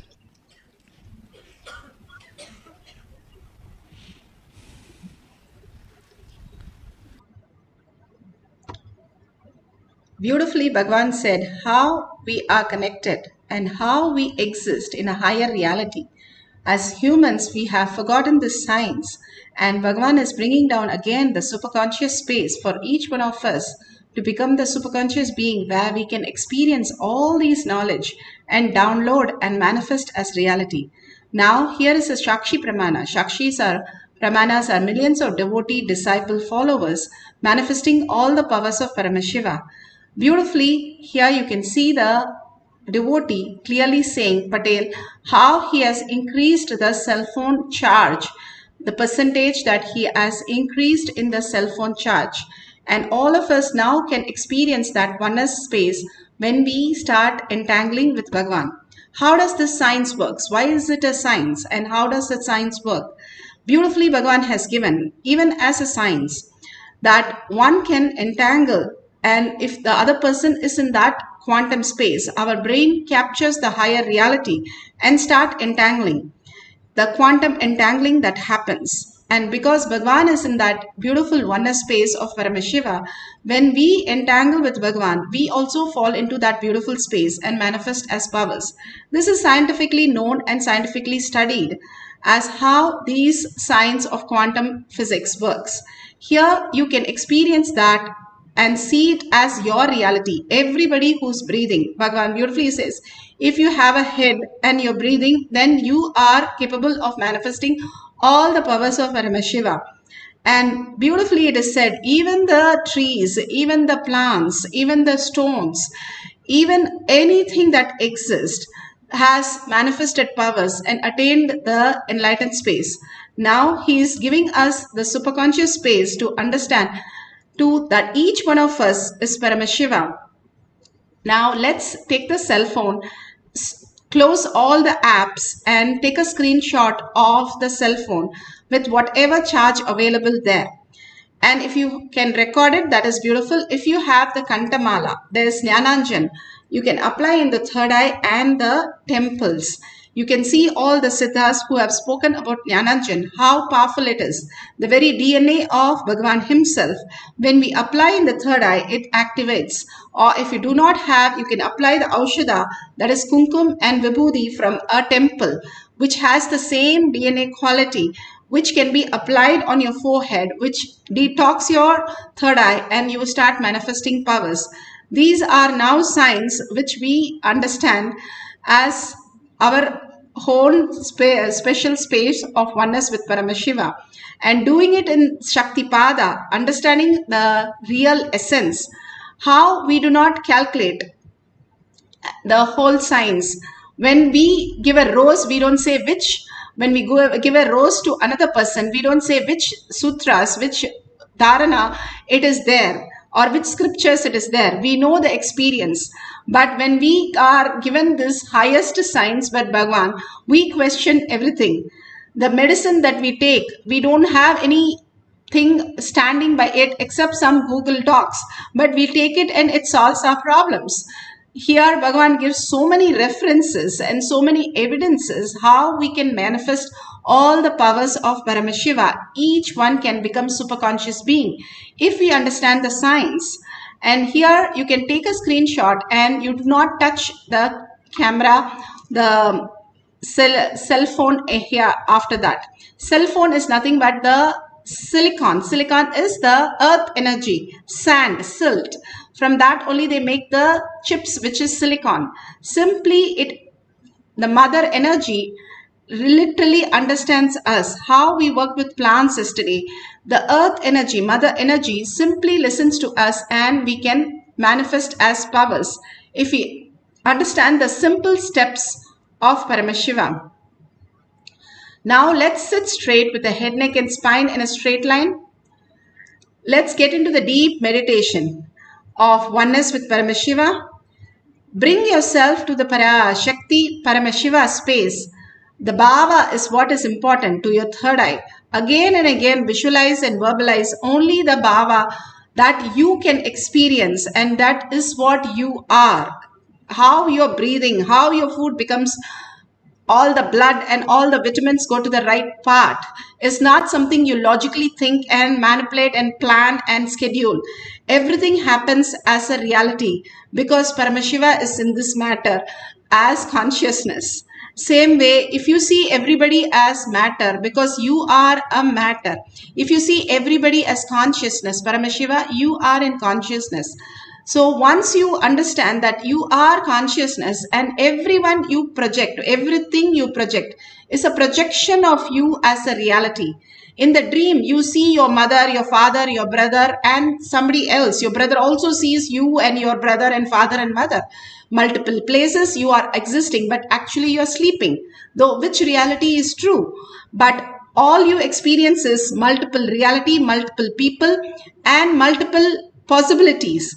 Bhagavan says, in the dream you do it unconsciously. Here, the same science done it consciously is called superconscious breakthrough. And you can experience, when you can do it in the dream itself, why can't you do it now? All that you need is complete surrender of your identity so that you can raise the identity of Paramashiva in you, which is manifesting, which is the one which is making you breathe, which is the one which is making you think. Bhagavan beautifully says, that which cannot be forgotten, that which cannot be remembered, but that which remembers you. And so the consciousness, which is the original space in you, which is manifesting your life constantly, instead of fighting with the life and having a struggle with everything that we are going through, surrender that and connect to Paramashiva, the ultimate. It can be Ishtadeva, it can be Ganesha, Subramanya. Bhagavan says anything you are connected to, bring only that as your consciousness. And then chant the Mahavakya. Continuously when you chant the Mahavakya, you raise your frequency. You can chant any of the mantras, Shivoham, Namah Shivaya, Om, any of them. You raise your frequency, the thoughts per second becomes zero. When thoughts per second becomes zero, and because you are in the enlightened space, like you go to a temple, the temple radiates in such a intense space that you, whatever you ask becomes reality. Tata astu happens. Same way here also, the auspiciousness and abundance is overflowing in Kailash Courtyard. So once you drop your identity, connect to your Ishtadevata and chant the Mahavakya intensely for a few minutes in a deep meditation, it becomes the Tatastu and it becomes the reality. So simply hold your phone. Please do not touch it. Set your phone in such a way that it's not switched off, but it is switched on without any application open. You can have the application, but it should not be open. So the power, battery power is going to be increased, not decreased, because decreased, then you'll have a doubt. Maybe my phone is automatically decreasing. So without doubt, we should manifest powers. Only through chanting every word that you chant has powers. So simply by chanting and connecting to the Paramashiva space in you, the Ishtadevata space in you, you manifest as powers. So let's start entangling with Bhagavan. Bhagavan being in the oneness space, the conscious space, the ultimate space, and entangling with Bhagavan in the oneness space, chanting the Mahavakya again and again, bringing the Paramashiva, Parashakti, 25 heads and 75 eyes and 50 hands, sitting as Devi continuously and manifesting all the powers of Paramashiva, the power of silicon. Let's start chanting the Mahavakya and experience the power of silicon. Enlightenment Paramashivoham. Om Nithyananda Paramashivoham. Om Nithyananda Paramashivoham. Om Nithyananda Paramashivoham. Om Nithyananda Paramashivoham.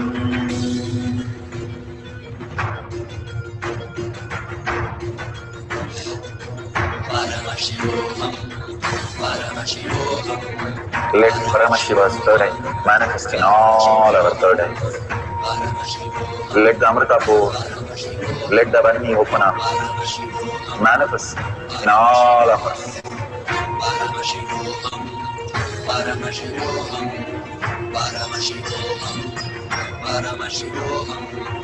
Let Paramashiva overflow, manifest the powers in all our third eyes. Om Nithyananda Paramashivoham. Om Nithyananda Paramashivoham. Om Nithyananda Paramashivoham. Om Nithyananda Paramashivoham. Om Nithyananda Paramashivoham.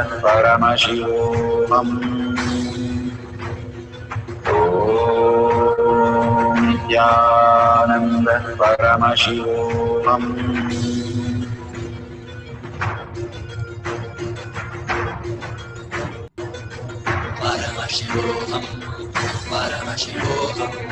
Let Paramashiva's third eye manifest in all our third eyes. Let the Amrita pour, let the Varni open up, manifest in all of us.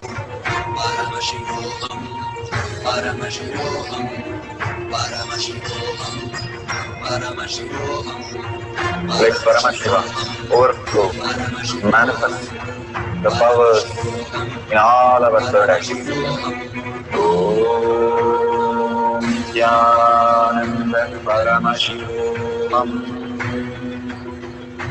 Om Nithyananda Paramashivoham. Om Nithyananda Paramashivoham.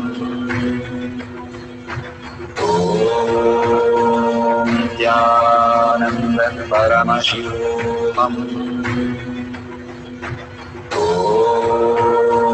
Nithyananda Paramashivoham. Om Nithyananda Paramashivoham. Om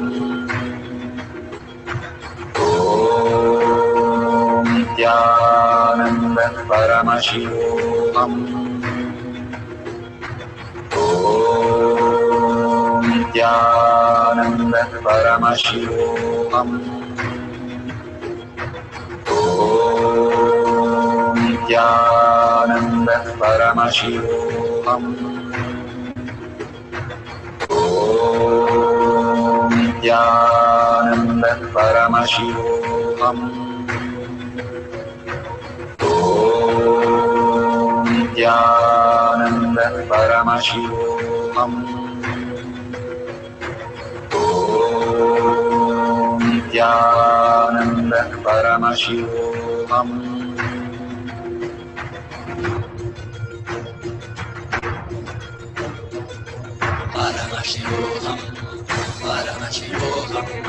Let Paramashiva's third eye manifest in all our third eyes.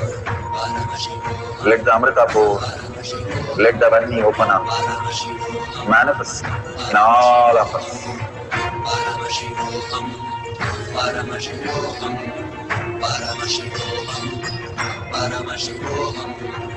Let Paramashiva overflow, manifest the powers in all our third eyes. Om Nithyananda Paramashivoham. Om Nithyananda Paramashivoham. Om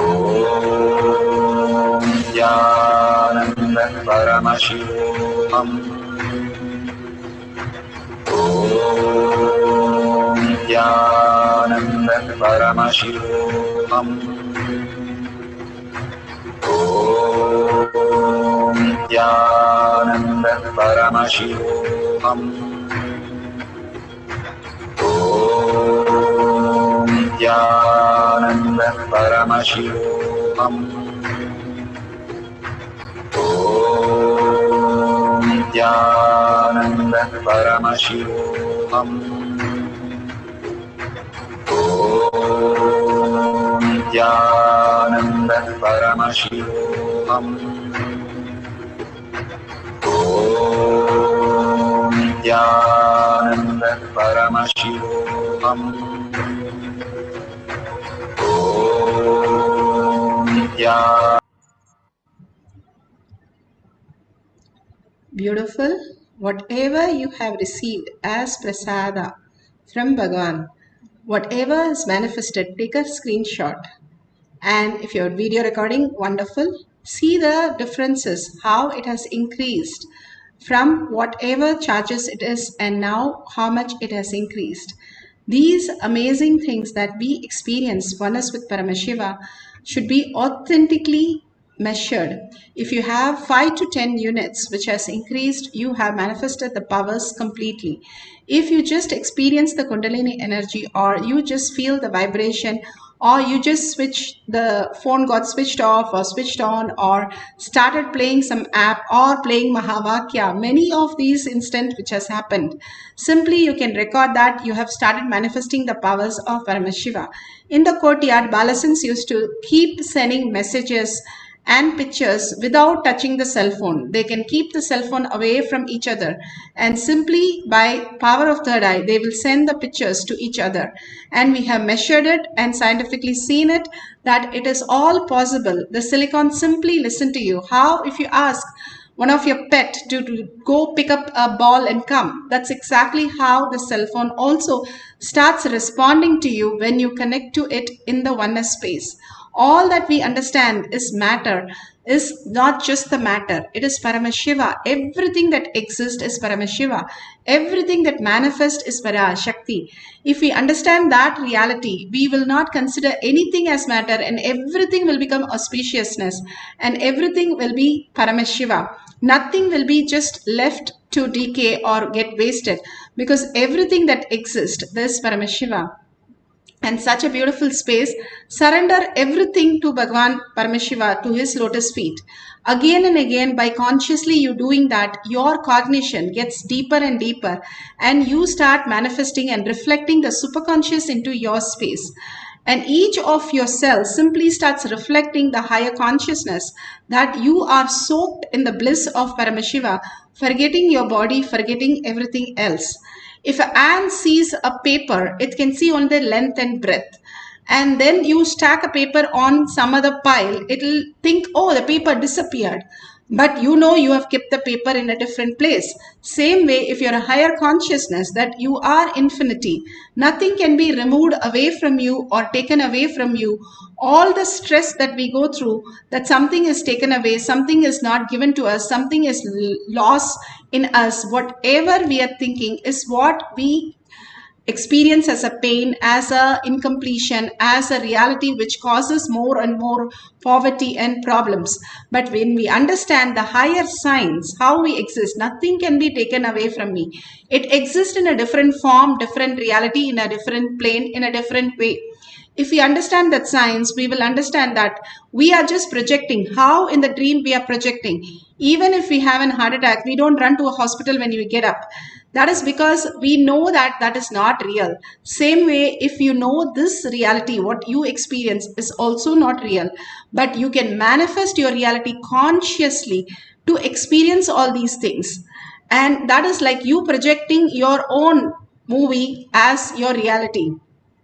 If we surrender more and more, experience oneness with Paramashiva, we can create that reality. Bhagavan says, command over reality is consciousness, is the science of power manifestation. So let's close all the apps, few minutes. Let's not use the cell phone for any other purpose. Close all the apps, chant the Mahavakya. This is the cycle too. If you have already manifested, you can share it in the YouTube or Facebook, wherever you're connected. If you are still connecting to Paramashiva, surrender all that thoughts, what you are expecting, what you know, what you don't know, everything. Only merge into the space of Paramashiva. How you melt in when you have a beautiful music. Same way, melting into Paramashiva space continuously will open up a new dimension. Chanting the Mahavakyas and melting into the oneness space, being in the bhava of Parashakti, sitting herself and manifesting all these powers in you is the ultimate gift that you can experience. So let's have one more cycle of few minutes of meditation. Close your eyes and sit straight with your head, neck and spine in a straight line. Take a screenshot of the cell phone screen so you know how much percentage it is. Close all the apps and chant. Do not touch after that. Chant the Mahavakya, entangling with Bhagavan in the oneness space, manifesting the powers of silicon, increasing the battery charge. Om Nithyananda Paramashivoham. Om Nithyananda Paramashivoham. Om Nithyananda Paramashivoham.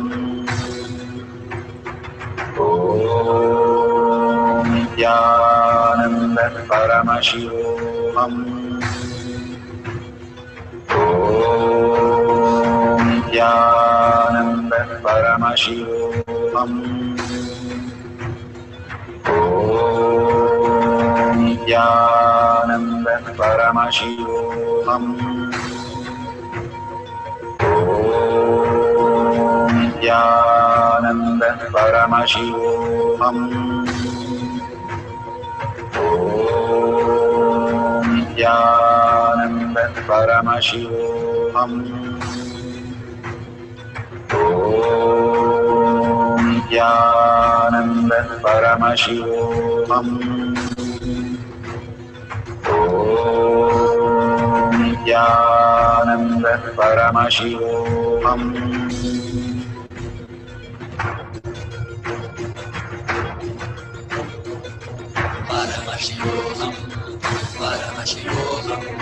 Let Paramashiva's third eye manifest in all our third eyes. Let the Amrita pour, let the Om Nithyananda Paramashivoham. Om Nithyananda Paramashivoham.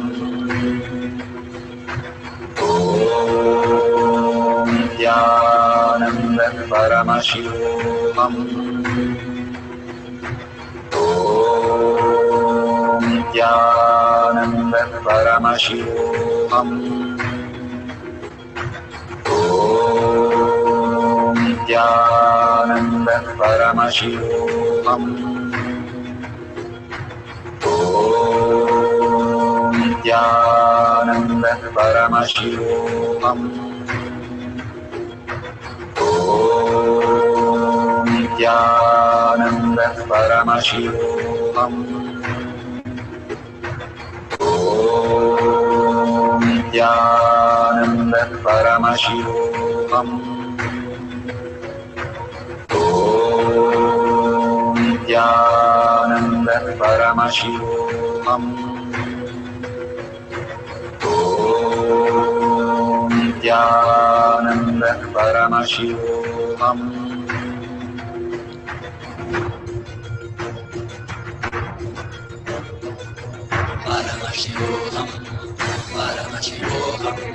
Let Paramashiva's third eye manifest in all our third eyes. Let the Amrita pour, let the Vani open up, manifest in all of us.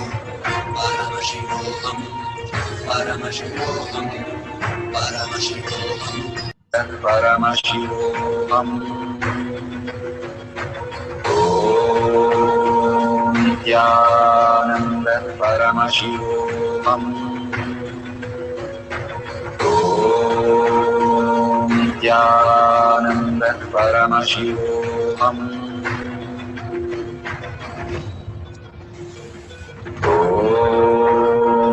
Nithyananda Paramashivoham. Om Nithyananda Paramashivoham.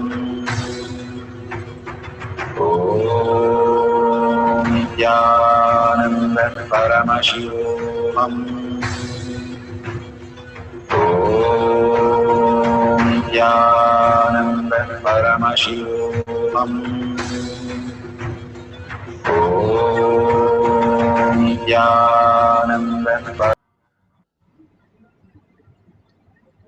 Beautiful.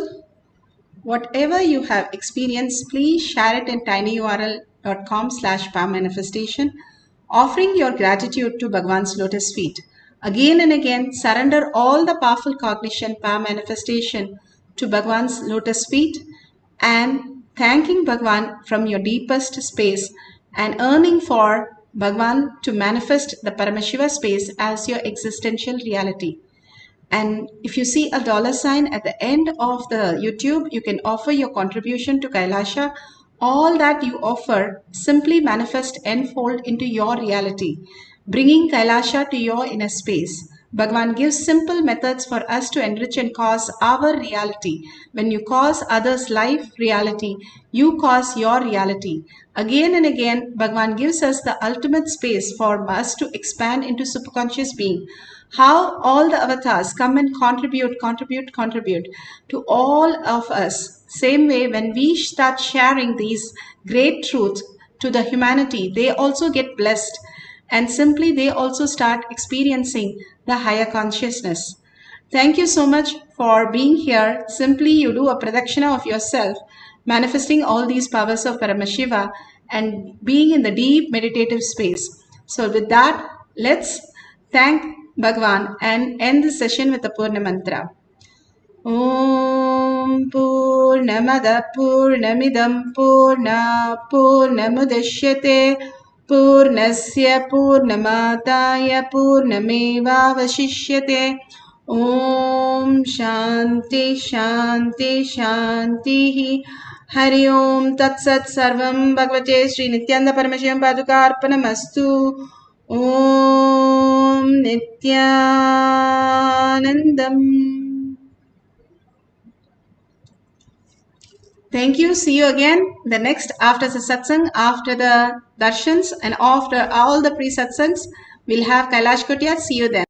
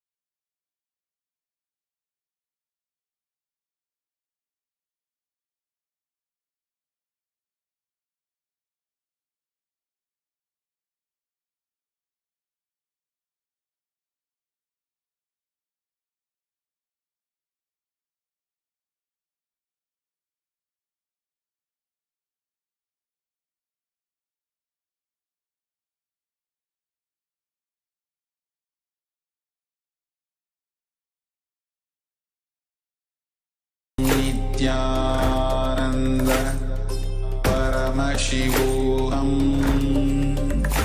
Om Nithyananda Paramashivoham. Om Nithyananda Paramashivoham. Om Nithyananda Paramashivoham. Om Nithyananda Paramashivoham. Om Nithyananda Paramashivoham. Om Nithyananda Paramashivoham. Om Nithyananda Paramashivoham. Om Nithyananda Paramashivoham. Om Nithyananda Paramashivoham. Om Nithyananda Paramashivoham.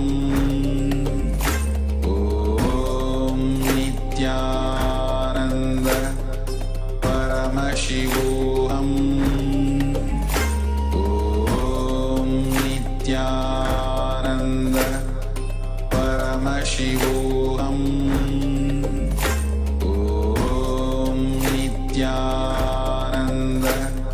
Nithyananda Paramashivoham. Om Nithyananda Paramashivoham. Om Nithyananda Paramashivoham.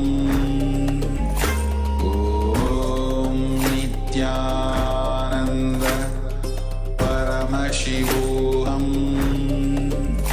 Om Nithyananda Paramashivoham.